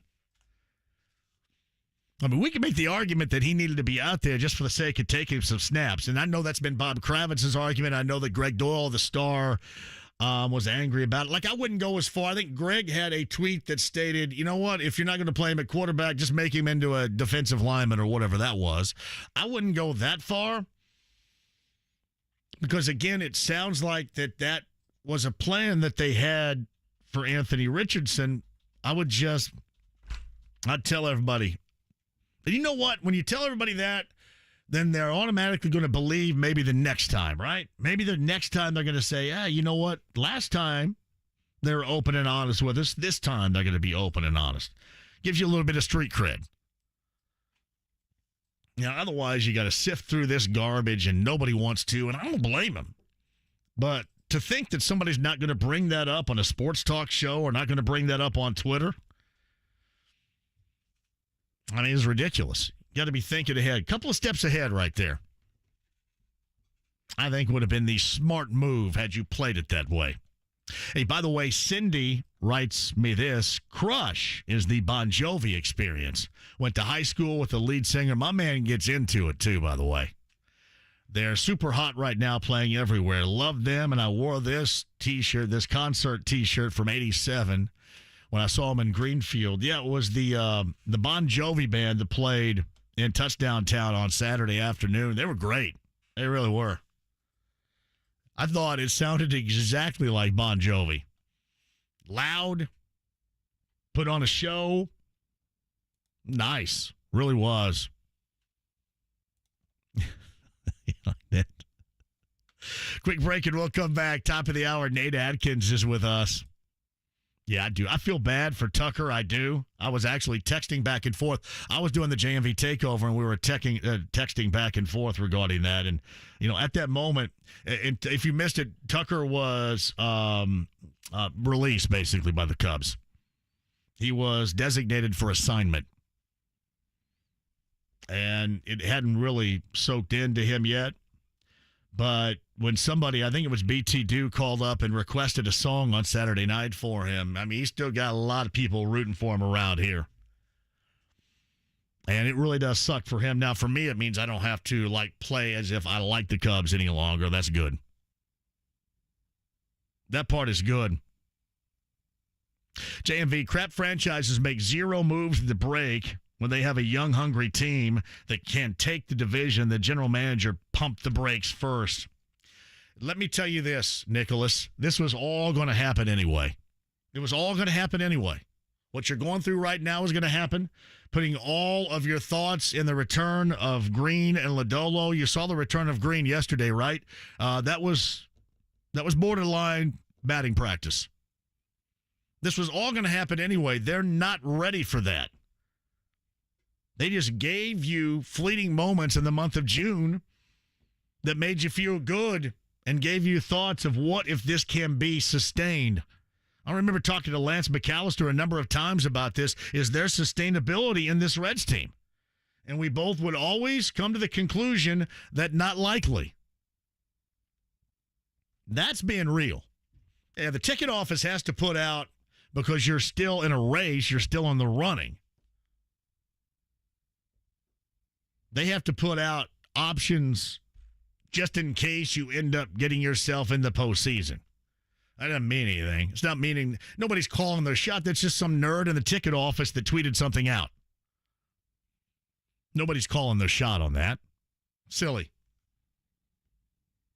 But if you're a Reds fan and you've watched this team for years, for decades, you saw this coming. Hey, JMV, I pegged you as a guy who would use Yutz or Buffoon. No, I go with Dork. Dork is mine. Aaron, Dork is mine. Nah, Yutz, Buffoon, nah. Like Buffoon, you try to act like you're too smart. Yutz has just never occurred to me. Dork is where I go. Dork, nerd, and then sometimes worse. But Dork's my go-to. Thank you, Aaron. Thank you for listening. I believe Aaron listens out of state. Aaron, you in Missouri? I believe listening on the app.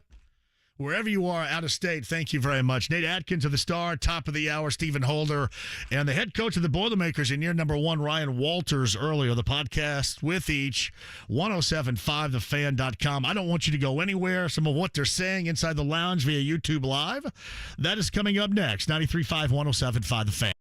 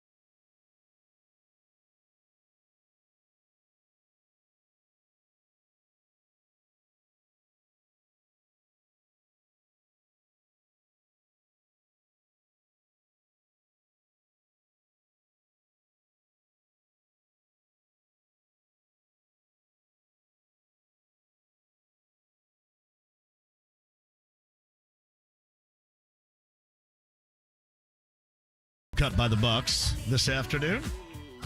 Missed a couple of kicks against the Jets, and a familiar name for you, Chase McLaughlin, has locked up the kicking duties down in Tampa for the Buccaneers. That according to Field Yates right there.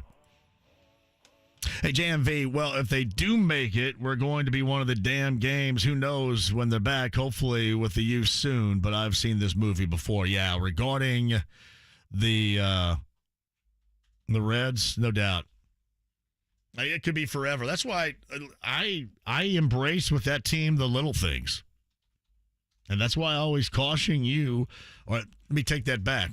I caution the Colts, have cautioned the Pacers equally not to go down that type of path. Because you just go away, you fade away, it doesn't become as important to you.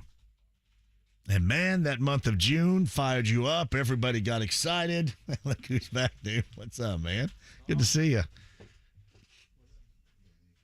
But, yeah, you could tell. It was fun, though. It was. Like, this weekend wasn't very fun watching them. Now, yesterday wasn't fun watching Hunter Green pitch. But you knew that was coming. There's no question about that. Josh says, fantasy question for you here. The quarterback, would you take Aaron Rodgers or Anthony Richardson? It would be tough not to go with Rodgers just because of the volume. I know what you're thinking regarding Richardson can do so much, and if they're going to score, it's probably going to be led by him. But you would have to suggest that there are going to be a number of mistakes that are going to be costly for you. So, yeah, probably not. I'd probably go with the standby, even though I know a lot of you are rooting against that. Aaron Rodgers with the Jets. 10 until noon nationally on ESPN radio will be unlistenable. It would be anyway, probably, right? But it's going to be major unlistenable if they do anything, or if they're what everybody expect with Aaron Rodgers there. Hey, JMV, your Reds are getting a full day and a night's worth of rest, relaxation, and fun in Newport Beach. Yeah, but I think they're underwater, right? Yeah, I know we're talking about, Anaheim and Orange County here, but those pictures in and around, I'm assuming those are real, right? The pictures of Chavez Ravine, Dodger Stadium with the water? Are those pictures real, Chavez Ravine? I think. Oh, yeah? I don't know. Oh, look at you rocking. Is that Jonathan Taylor jersey right there? Gotta wear it while Is that some kind of protest you have here in the studio? Gotta wear it while he's still here. Man, that's tough on you. How much was that? I don't know. I got it. Oh, I mean, you don't know how much it is? It probably, was it over $100? I don't know. Probably. Huh? It was a gift. Okay. Well, I didn't know if it was all. I'm just saying how much it would cost if you no longer could wear that because he's someplace else. Probably $50. It's more than $50. Come on, man. I can get five V-neck Dollar General Store quality T-shirts for $50 right there. Come on, brother. Yeah, the old 28. The 28 jerseys and the 28 on the side of the building. See how long-lasting that is going to be. Hey, JMV, I saw the picture of the snake in your backyard. That thing is harmless. You don't hurt it, do you? Of course not. It's lived in my backyard for 3 years. Like Alexa Ross over at 59 and CBS 4 said, what the hell are you doing? I'm letting that thing go after the varmints. Get a couple of moles or something. My man actually watched me mow. He was very entertaining. He's about 4 feet long, and he just hung out. He said, hey, man, I'm going to wait until you're done mowing, and then I'm going to come back out and see what other stuff I can get in the buffet that you have in your backyard. Thank you. That's where I grew up. Where I grew up, you don't mess with it. I let things live. What's that guy going to do? Harmless snake in the backyard. He's not hurting me, not hurting anybody. I've never really understood when somebody, I'm so scared, I better get up. Yeah, the garden hoe after it. Nah, let it go. Takes care of a lot of the varmints around the yard. That's good. All right, quick break. We'll come back. Nate Atkins, top of the hour. We'll do that a little bit more. Look ahead to Philadelphia and what to expect with the Colts and Philly. Final preseason matchup coming up later on this week. Of course, we're going to have you covered with all that and more And going to be a busy, short week for you. Ryan Walters, the head coach of the Boilermakers. First time on this show a little bit early. If you missed it, podcast 1075thefan.com. Boilermaker fans, get you set for a season that begins in over a week. So next week, that'll be the lead up to Fresno State in West Lafayette. About that. Ryan Walters, podcast 1075thefan.com. Back with you next.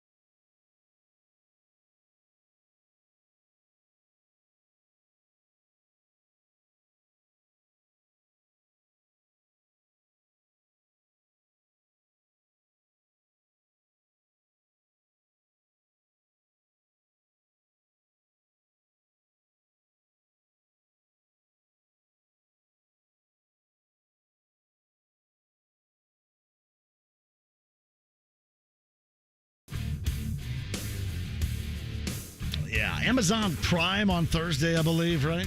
Only Amazon Prime. You know, I don't have Amazon Prime. Anybody else in my situation right here? Stephen Holder, ESPN.com, last hour. Ryan Walters, the head coach of the Boilermakers, back in the 3 o'clock hour podcast with both 1075thefan.com. We've got Hoosier Hardwood Festival tickets to give away. So if I haven't signed up for Amazon Prime, then I could probably get something free out of it. So how much information, how long is it going to take me to sign up? I get so sick and tired of signing up for crap, it drives me. I mean, it's nuts. It takes forever to do everything. I mean, I would assume they need your name, address, payment information, stuff like that. But I would assume you can get at least a free week or two out of it. Amazon Prime. Andy Moore, Automotive Group Hotline from the Star. Nate Atkins joins us. All right, help a brother out here. Amazon Prime, I have not previously signed up for that. Will I get something free out of it if I sign up for it? Because I believe that's the only place to watch the Colts, right, against the Eagles?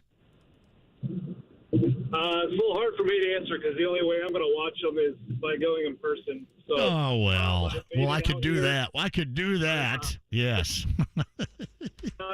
Don't do that. Don't spend money to go watch them in person. Please don't do that. Look for it free. By all means, do not pay to go to preseason games. Yeah, no doubt. Got to zone in a little bit, though. There's no question about it. So how much are we going to see out of the rookie quarterback in Philly? What do you think? Yeah, that'll be interesting. I mean, Shane Steichen made it sound like after the last game against the Bears that we would see them because, obviously Anthony didn't play against the Bears. The reason being that he had 2 joint practices this week. They just had the 1 joint practice. So I guess by the math that Shane's going by, that's, looking for 2 days of work. That'd be this Tuesday practice tomorrow and then Thursday for the game. So that's my understanding of it, but I guess we may find out some more from him tomorrow.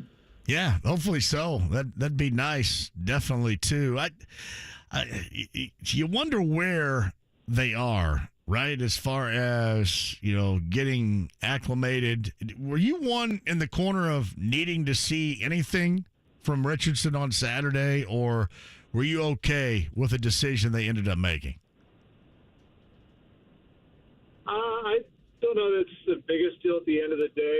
I thought he could have played, a series or two. Certainly, if they weren't going to announce that he was not going to play, I thought it was kind of a moment for them to introduce their new starting quarterback to the fan base, even though it is just a preseason game. But there was a good amount of people there. And to be honest with you, even though he got 2 days of practices against the Bears, the first day was, he attempted 19 passes. The second day, he only attempted 6, and he completed 2, and 1 was a swing pass to Deion Jackson. So I just didn't feel like he got very much out of the second game. Granted, second practice. Granted, they were working a lot of run concepts then, but I mean, the main thing they're trying to develop in him right now is just the consistency of the mechanics, the drop back passing. So I would have liked to see a little bit more from him than we got in that second practice, but I also understand that they are trying to, now that they named him the starter officially, he's now even more of an asset to them. And when you have 2 starting offensive linemen out with what we've seen from the second-team offensive line, I can understand why the coaching staff maybe wanted to play a little safe with him. So I think he could have gone either way with it. So do you think that maybe that decision was more on the old linemen that were going to be missing there is the fact that they went, second team wise as much as they did? Do you think that was one of the big calls and one of the big reasons why? Because I would agree with you. I could go even further than I have so far today about why you would put him out there for a series, give him a couple of different reps there, and certainly tell the fans before you walk in there that he's not going to be participating. But you think it was more about the offensive line not being intact is maybe one of the reasons why they decided to pull the plug on it? It's hard to know for sure, but I will say that the second that they had 2 offensive linemen out, Ryan Kelly missed both days, but once Wolf Fries was out and it was 2 linemen down, it just felt like a dramatic shift from how they called the practice for him in the first session versus the second one. With the second one, like I said, 6 attempts. Granted, it was really 9 attempts. 3 were called back on penalty, but very, very short dropbacks, very safe passes, a lot of run plays. It looked like a team that didn't want to expose its quarterback to risk. So it's hard to know. That's the type of thing where if that was the reason, obviously the coaching staff isn't going to come out and say we don't like the lineman that we're playing with. So we're left to kind of guess here, but I have to imagine that played into it because it ultimately came down to this idea of the wear and tear on the players, which you understand for some of the other starters. Those practices were physical, especially on the lines. For a quarterback in a non-contact jersey, they weren't. It's just more the risk that you're going to put him out there in that second game. And so I have to imagine that was at least a factor. So Nate Atkins of the Star covers the Colts. He'll be in Philly. He's with us via the Andy Moore Automotive Group hotline. Who has the best opportunity in your eyes to take the place of Ashton Doolin on this team? Yeah, that's interesting. I feel like it might start to go the way of the guys they signed recently. James Washington just showed up a few days ago and had the big catch against the Bears the other night. Brashad Perriman, another guy that they signed who is two of these players who have a very limited sort of skill set as far as what they've put out there for the league, but it's a good skill. That's getting down.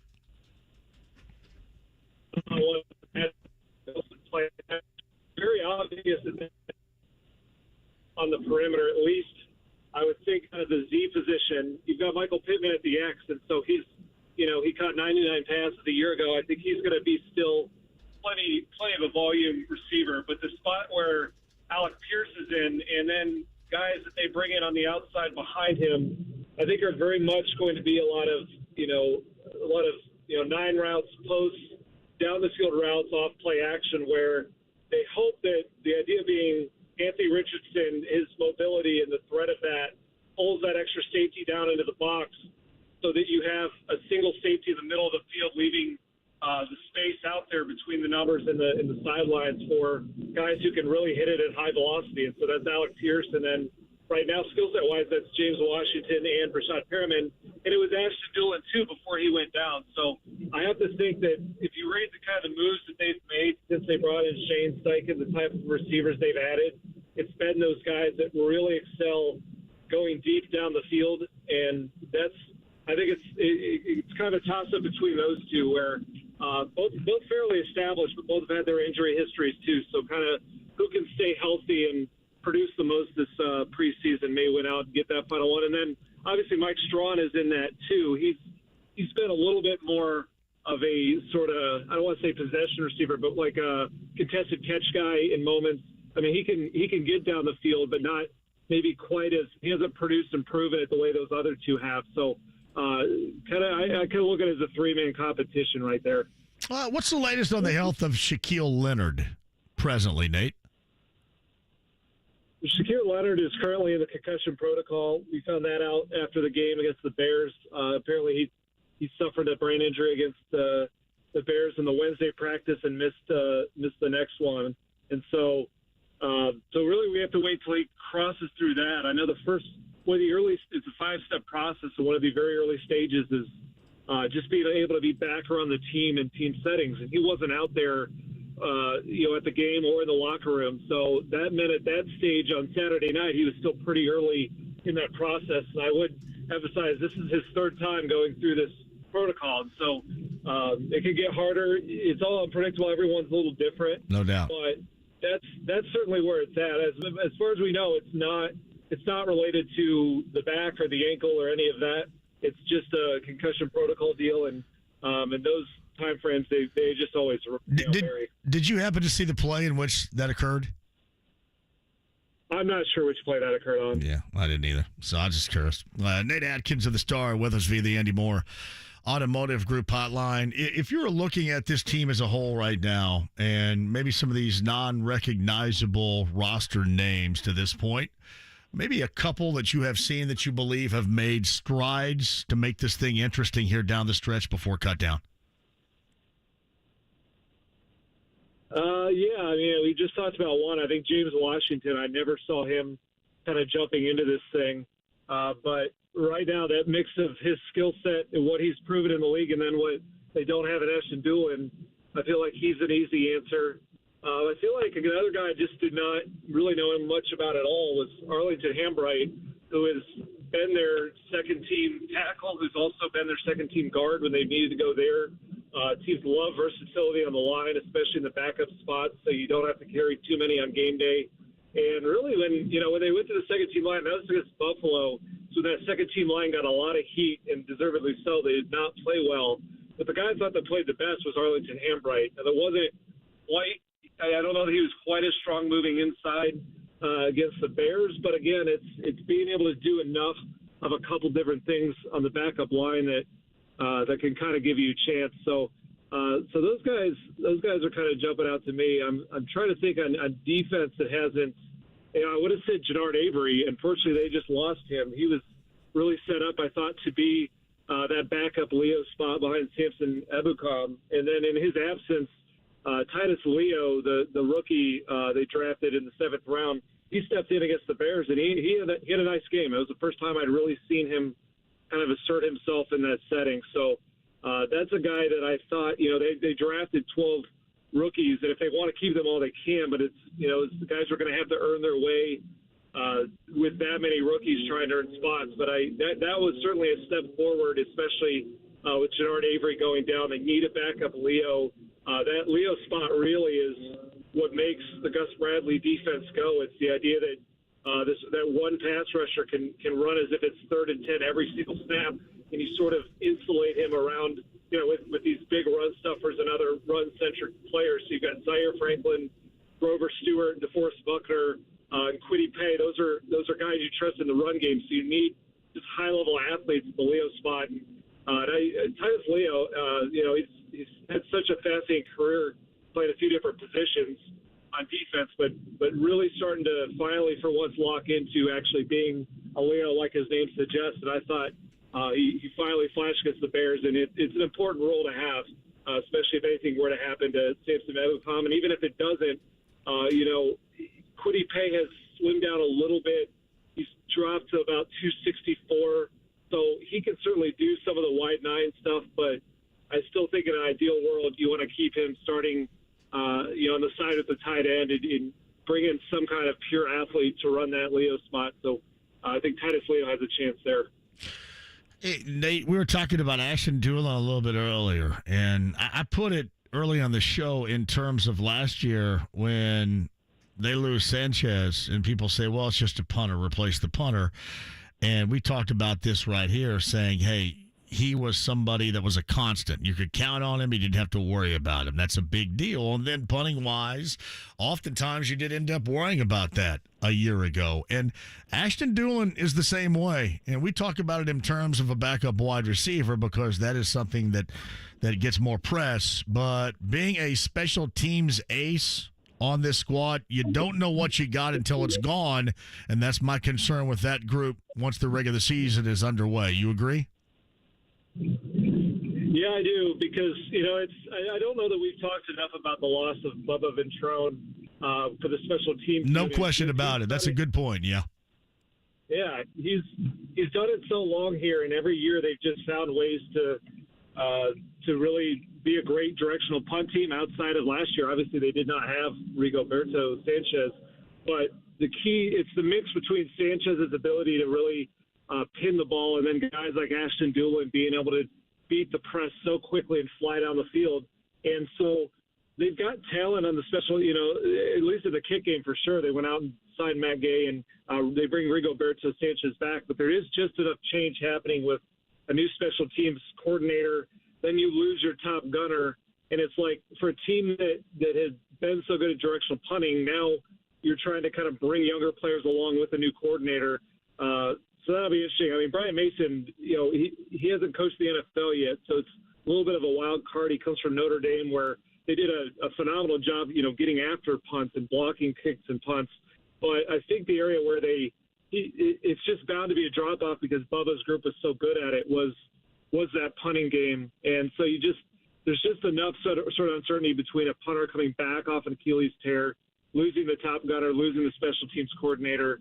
It's a pretty in-the-weeds subject, but someone's going to have to step up there. Although I will say I was impressed at a few snaps for Jalen Jones, the 7th-round quarterback they drafted out of Texas A&M, who's really had a nice training camp. I should have mentioned him in one of the surprise players because I liked how he's played at corner. But I noticed him on Saturday taking one of those gunner spots and really doing a nice job. He's a phenomenal athlete, former 5-star recruit out of high school, who's physical too. So we'll see. It was just just one flash. It's new to him. You can't expect any rookie to just step in and do the things Ashton Dulin did because he was an all-pro just a couple of years ago and a very established player at it. But that would be the guy I would look to try and somewhat fill the void. Yeah, that's just so problematic. Such a bummer right there, too. And it's, again, something maybe people don't recognize as much as other positions. That being said, it will have a level of importance and an effect on this group, certainly as well. Any expected movement? And I asked Stephen Holder this a little bit earlier, and I'll ask you the same thing. As far as Jonathan Taylor is concerned, when is there the falling off the cliff type of moment before the start of the regular season to where, I mean, everything is really compromised here? When is there need to be, if there is going to be playing on this team moving forward here this season for Jonathan Taylor, when does there need to be a solution of sorts made?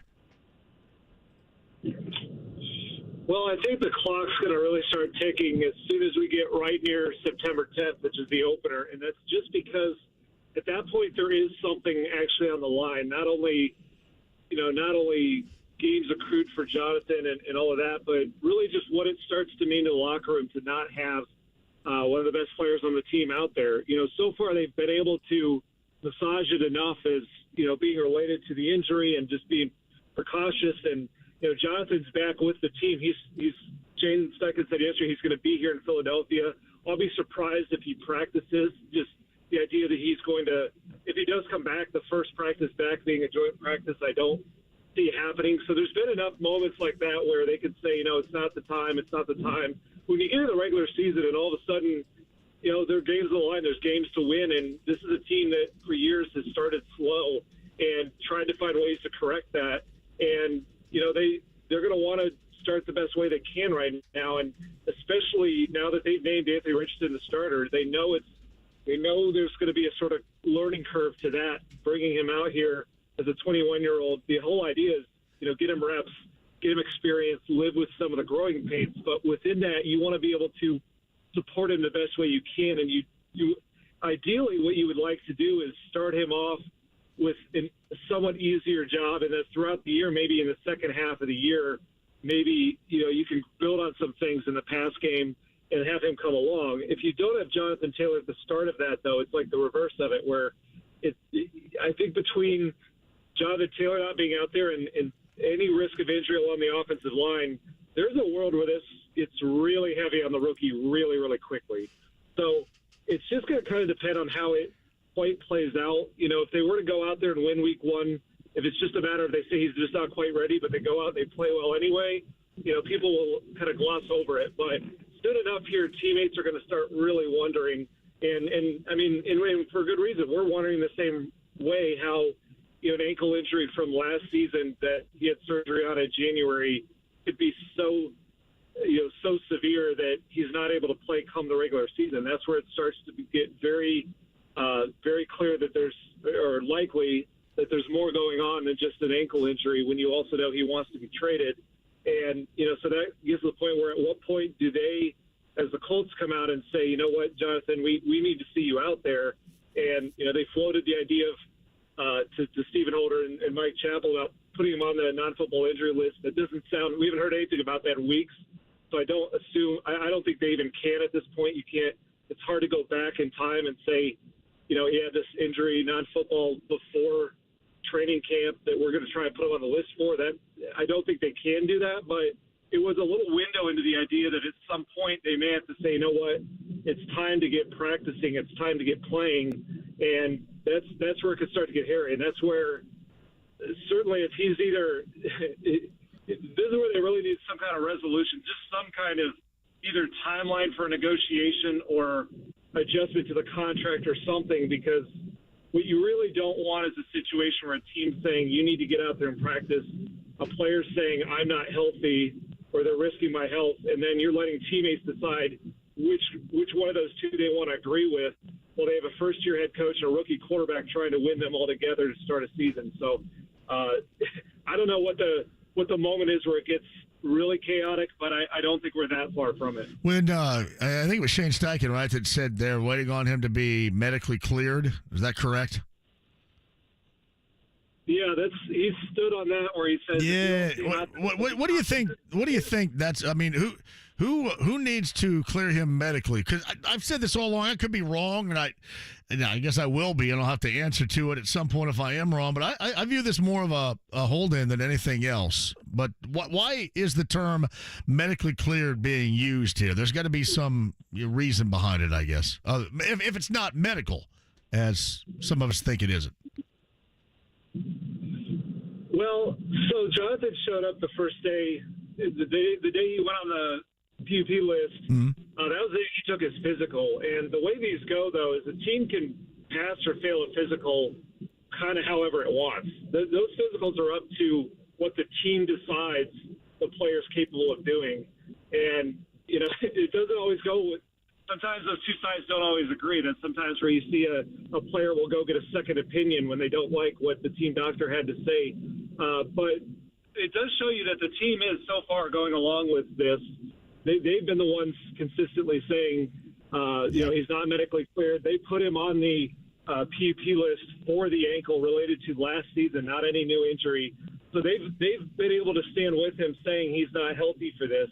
Whether that's, how much that's because he's not healthy, how much that's just recognizing the difficulties of the contract demands and trade demands and not wanting to push this into a nuclear spot by making him practice.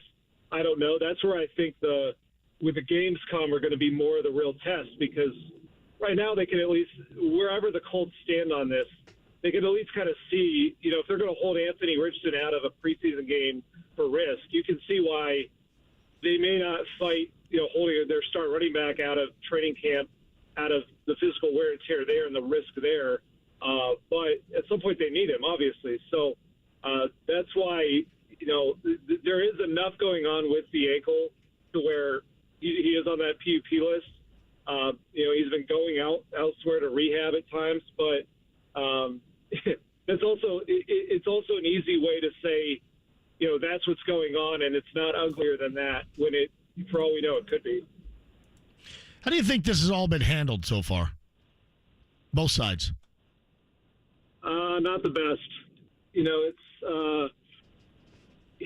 Chris Ballard came out the first day we talked and said, I don't talk about contracts, that's closed door stuff. And then just a couple of days later, it stopped being closed door stuff because, the owner wanted to tweet about the CBA. And I understand Jim Irsay has come back and said, he was talking generally about, sort of the future of it was more about the Steelers guy that people were referencing he was talking about. But, yeah, that doesn't matter because that's going to land on your shoulders. Yeah. Yeah, right. There's two things here. Number one, Jonathan in a year from now is eligible for that franchise tag. So to act like that's not at all in the consideration, I just don't know how anyone's going to believe that. And second of all, even if we gave him the most generous interpretation, like he has a running back that wants a new contract, and his agent clearly thought it was about him. So his agent came back and said, responded to his comment about bad faith. And that's where I don't, that's where you could add some blame on their side too. Is it the smartest thing for the agent of a player asking an owner to pay his player to then tweet at the owner on social media and call him out and say, the relationship's broken? That's not really a way to get them to do what you want them to do either. And then Chris Ballard's been kind of caught, and Shane Steichen have been kind of caught in the crosshairs of that, where they wanted this to just be sort of a private situation and focus on, the guys who can be out there right now, but it's becoming such a situation where they have to deal with it, or they have to deal with the awkwardness of him not being out there. And I don't know that that's been the best either. Chris Ballard has chosen not to talk outside of one interview with Sirius XM where he kind of said that Jonathan needs to get healthy. Shane Steichen has been very uncomfortable talking about it, but has gone from saying he won't talk about it at all to then he had to talk about it because Jonathan all of a sudden wasn't at the facility anymore, and they did not know he was not going to be at the facility anymore. So, you have all these people in these important positions who are just kind of trying to read each other and not knowing how the other one's going to react. And at the end of the day, it's just that they're so far apart on what they think the other should do. Jonathan obviously wants that contract. He doesn't want to get out there. Really, the crux of it is that he doesn't want to get out there until he has some security coming his way. The Colts are saying, we don't want to pay that security until we can see you out there and know that you're back and healthy. And it's hard to figure out what the compromise is, which is why so far there's been no compromise, and they're not on the same page at all. Yeah, it seems, I've said this all along, the word I use is silly. This is all really silly to me. So, where we are. Anyway, we'll see what happens in the days, if not weeks, to come. Nate Atkins with us from the Indianapolis Star via the Andy Moore Automotive Group hotline. Safe travels to Philly. Enjoy the practices and the game, and we'll catch up with you sometime afterwards, man. Thank you. Yeah, for sure. Hope you can find some stream to watch the game. Yeah, I know it. I'm telling you. All that stuff's tough for me, man. It's way too much to fill out. I don't like filling out stuff. Lengthy. So, appreciate you, Nate. Thank you very much. Nate Atkins of the Star on the Andy Moore Automotive Group hotline. I don't like filling out stuff. Anybody else? I mean, the drop-down screen and all that. Anybody here that I've ever worked with would tell you the same thing. I loathe having to fill that stuff out. Anyway, yeah, Amazon Prime, if you want to watch it. Ryan Walter, Stephen Holder, Nate Atkins, podcast 1075thefan.com. You know what? I got time for you guys right now. Want to load up some phones here? Do some final 30? 239-1070. About this weekend, anything that went on, whether it's Colts, rest of the NFL, a little baseball we can do, Team USA, Germany, we can do that. Yeah, I brought up Winning Time last night on HBO.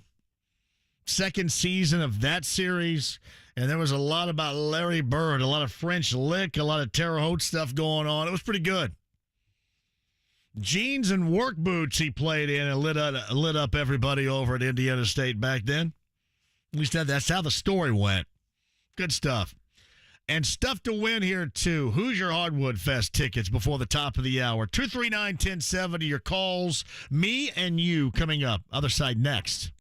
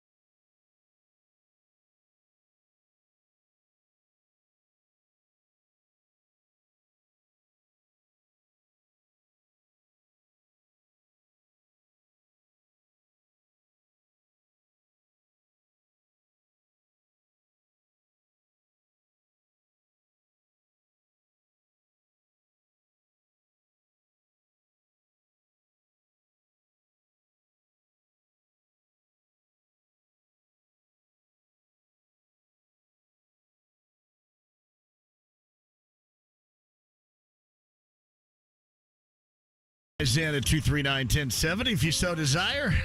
A big day of Colts conversation coming off that win on Saturday over the Bears in preseason game 2.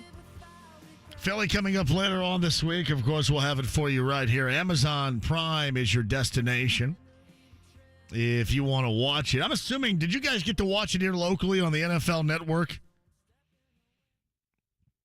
Because I was in studio doing the JMV takeover, and it was on. I can't remember if it was on 59. I think it was 59. Did anybody watch it on the NFL Network? The reason why I ask is my mom down in GC has DirecTV and was trying to watch it on the NFL Network, and it was blacked out on the NFL Network. Yeah, she's got the similar issues that you do around here if you have DirecTV, because Nexstar is right now in a contractual squabble with AT&T and DirecTV. Thus, you're not getting CBS 4 and Fox 59 here locally. And the same holds true, I think. One is the NBC affiliate in the TH. That's WTWO TV, Farmersburg, off of US 41 in Terre Haute. And the other may be, I think it is the ABC affiliate. Back in my day, that used to be Channel 38. But I believe that is also owned by Nexstar. So it was completely blacked out for her on direct. Or check that on NFL Network on Saturday. But in studio, I don't know what they have. Xfinity maybe here in the studios in the building. So that's how I watched it on Saturday. Hey, Jim McCann in Southern California writes this. It's possible that Christy may have signed up as a Prime member to get discounts on Amazon orders. If not, here is one way to sign up for a free trial. Thank you, Jim McCann. I appreciate that. Need a free trial. See, that's the other thing, too. You got to sign up for everything, and you have to have a password for everything. Anybody write their passwords down just in like a book and keep them? Or do you just have basically the same password for everything? I'm all over the map with passwords, and they're all over the map with me. Don't get me wrong. All over the place with that. Hey, JMV, I'm lucky enough to get Fox 59. I watched you and Hagan get things done last night.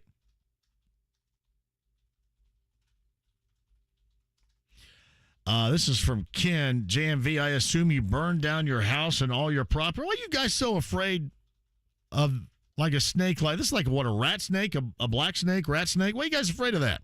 Not going to do anything to you. I'm going to keep rodents away from my house is what it's going to do. Odd that everybody's so afraid of that. Like, I'm not a reptile guy. I wouldn't want a pet snake or anything like that. But I mean, hell, if it's going to roam around my house, protect the perimeter from field mice and get in a mole hole and knock a couple 9 of those out, I'm good.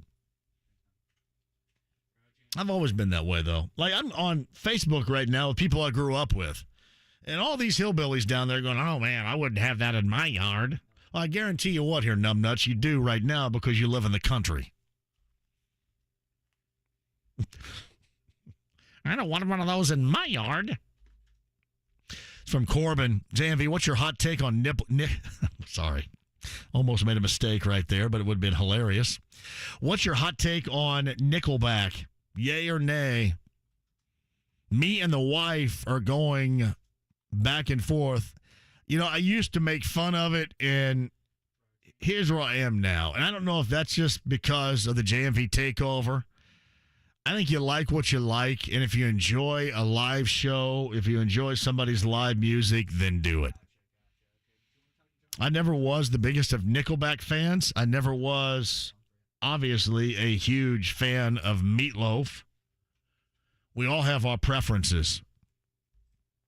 But, you know, in terms of just being happy, that's it. No, Tony, my hot take was not on Nips, all right? See, Jason, I'd take the owl to me. The owl will go out there and get your cat, probably, right? Jason's got an owl in the backyard. Like, the owl's going to get your cat. I'm not worried about, and Zeke doesn't run outside anyway. He's scared. Stays in the house and being fat. Thanks a lot, Laney.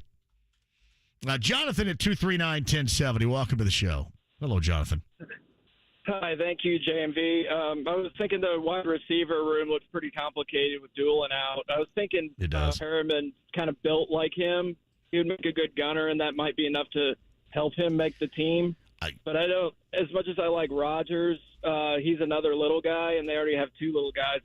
I know McKenzie and Downs are going to make the squad, so I think that the little slot dudes are kind of taken, or set. I think that I think maybe James Washington has a decent shot to make this team. And I know you're going to say, well, he's only been here less than a week, and you're going by that game on Saturday. But I think they want somebody as well that you can trust, and he's a guy that has a resume in the NFL that you can trust. So at this point, I think he has as good a shot as anybody else. I'm a little bit familiar, though, because of, fantasy football's genius because it exposes you to so many different kinds of players. No doubt about that. Yeah, that's what people that make fun of us don't truly understand. Yes. He's not a very big dude, though. I was just thinking who takes that special teams role. But anyway, I think that Pittman might actually be best in the slot because he's good at all those short crossovers and intermediate stuff. And it would look weird, but Downs probably belongs on the outside because he's so much faster than Pittman. But that's just a thought. Yeah. This year. Yeah, that's what I'm thinking right now. I think that like when you bring Washington in here, I think that's who, to me, you're kind of looking for that. I think you're kind of looking for that stability in that wide receiving room. Maybe not a starter, but somebody can come in and you can count on if it's in the vicinity catching it. So that was my thought. And then he did some work on Saturday, too, so that's it. Yeah, he'd probably help out. Oh, I got one Lou Brown moment for you. No, please. I'll let you go. Yes. Okay. You guys can win this year just despite Ballard. Maybe he's just what we need. I love it. I love it. Shout out to Lou Brown. That's on like every day in Major League. James Gammon. Yeah. James Gammon, the late actor. He was a great character actor back then, and that to me is probably his best work. Yeah, I just don't want to watch it too much. I was like 8 when it came out, the sequel, and I don't want to watch it so much that I hate it. Yeah, well, the sequel sucks. Don't go with the sequel. Yeah, the original's legit. It always will be. I like the sequel better. They just eliminated the cussing, and it's less realistic. So let me get that blank on the phone. I'm too old to go jumping in lockers. So yeah, she was squinting when he was standing there naked in front of her. Jonathan, thank you. I love a little Major League conversation right there. It's outstanding. That's funny. She squinted. That's a bummer right there. Squinting. Hey, John's next at 239-1070. John, welcome to the show. Hey, JMV, what's going on, man? How you doing, John? Good. I just had a couple things. Yes. One, preseason doesn't mean anything except for the guys trying to make the team. I think we all would agree with that, right? Yeah, and when your guys are out there, like when your ones are out there, you want to see your ones. You want to see your guys have moments. Moments that will satisfy you. But, yeah, as far as the final score is concerned, there's no doubt. All right. And the second thing about the DirecTV, so we went to a local bar to get some dinner and watch the game and talked to the proprietor there, and he was really freaking out because, of course, they have DirecTV, and everybody came in to watch the game. And then they realized it was blacked out. And of course, the NFL the network's going to black it out because it's local. And so these bars, I talked to another couple of guys, and these guys who own bars are depending on that Colts game being shown so they can bring business in. So I just want you to think about that. I appreciate you. Have a good day. Hey, thank you very much. It's tough.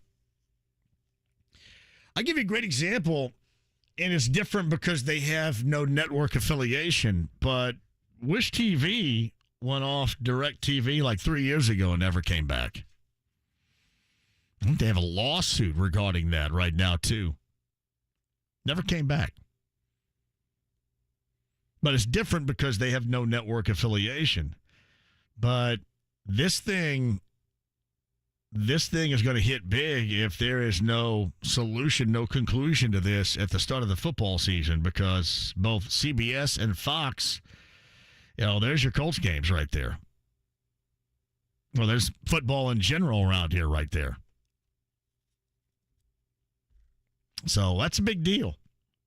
I remember 13 went one Sunday night, or I want to say they played the Seahawks, and they were in a squabble with DirecTV, and DirecTV didn't have that. I think the next week it was back on, but man, that's a tough situation. You put yourself in a bad light, and that's what all these negotiations are about. But it can certainly be a pain. There's no mistake about that. See, this is from Greg, and I'm getting a lot of this. I've been with, let me see. There it is. I've been a DirecTV customer since 1999. I've been with DirecTV that long, too. This weekend, I dropped them and signed up for Hulu Live. I'll actually get to watch the Colts and save about $1,000 a year. See, that's the other thing, too. And you guys are all smart for doing that, and I'm the dumb one because I'm the one that's paying. It is ridiculous how much I pay, and just to make it easy. And now they don't make it easy for you. That's problematic. And both ends are going to suffer. But you're talking about right there, Greg has been with DirecTV since 1999. So have I. And really, even longer, my mom had that, I want to say back in the mid-90s. Once you stop buying, if you had a big satellite dish in the country, once you stopped buying a descrambler, or once they became so ineffective that you no longer could use them, you had to go. Once the product, DirecTV, the product was made available, you went to that. But yeah, a lot of people are doing it. All right, quick break. We'll come back. If you're on hold, I'll get to you before the end of the show. Hoosier Hardwood tickets. That festival is coming up. Boone County Fairgrounds. Somebody's going to get a chance to win those tickets on the other side. And tomorrow's show as well, in studio. Remember, got our Tavern Tour stop later on this week. I'll remind you of where that location is coming up next.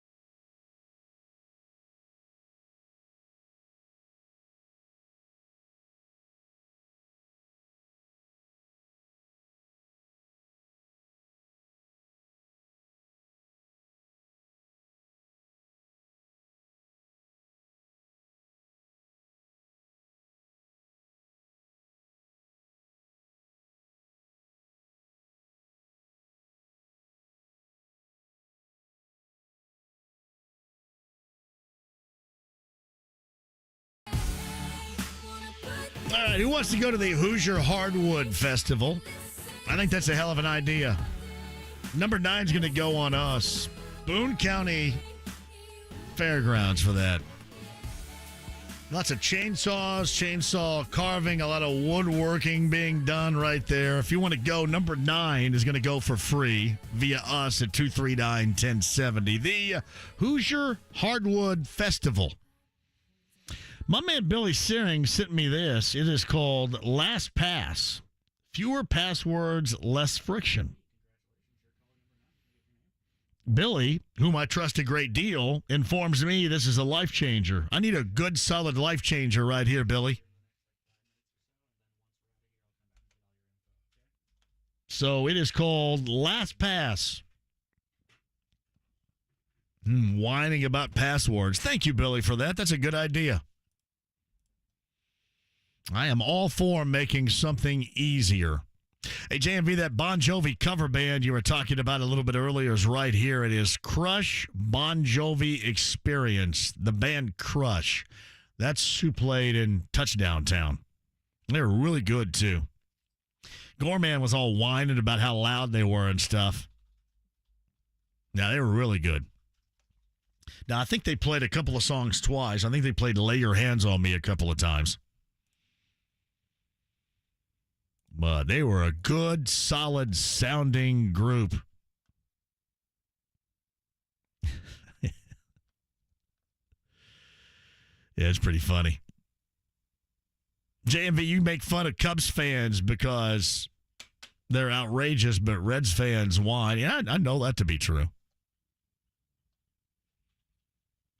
Yeah, I don't have to say anything nice about the Cubs anymore.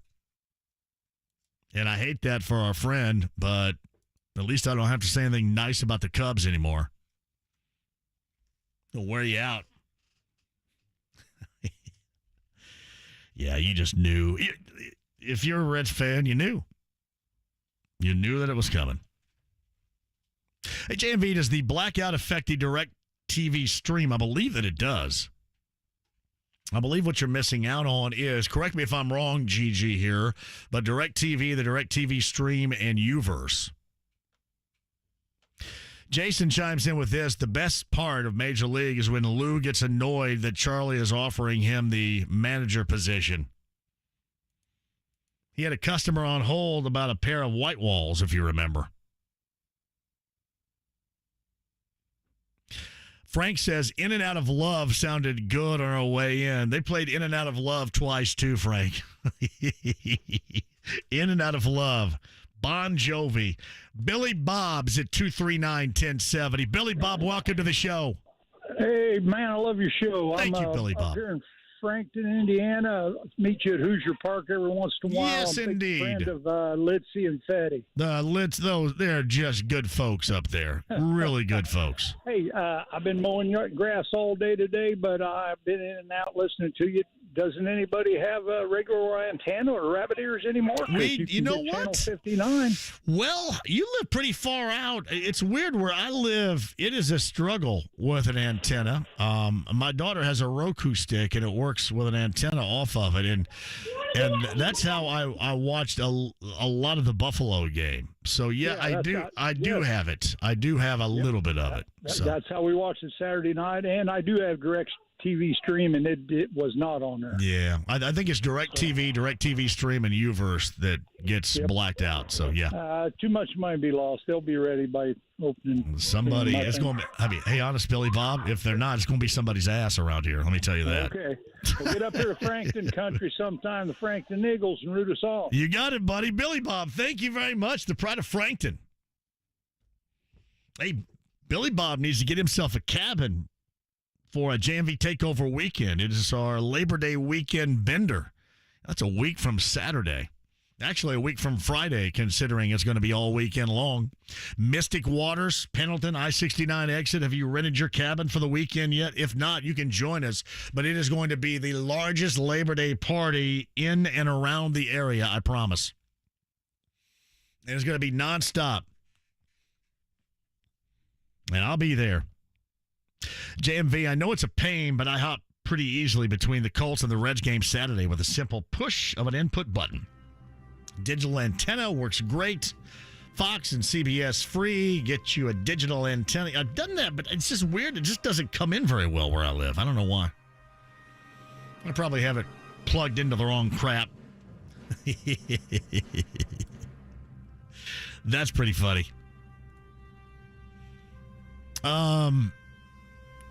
Nate, can I say this for tomorrow? Can you give me a quick synopsis of what classic rock is considered? The afternoon show seemed to be confused. Classic rock is getting much, as we say, younger, but classic rock is like Steve Miller Band is at the head of the class of classic rock. I'll give you a tutorial, Nate, coming up tomorrow, buddy. Promise you that. James, thank you. Ryan Walters, Purdue head coach. Stephen Holder, Nate Atkins, podcast 1075thefan.com. You guys were absolutely spectacular today. Thank you very much. Thank you for always being a part of this show on the JMV Takeover. Back here in this here seat tomorrow at 3. Do not miss a minute. Have a great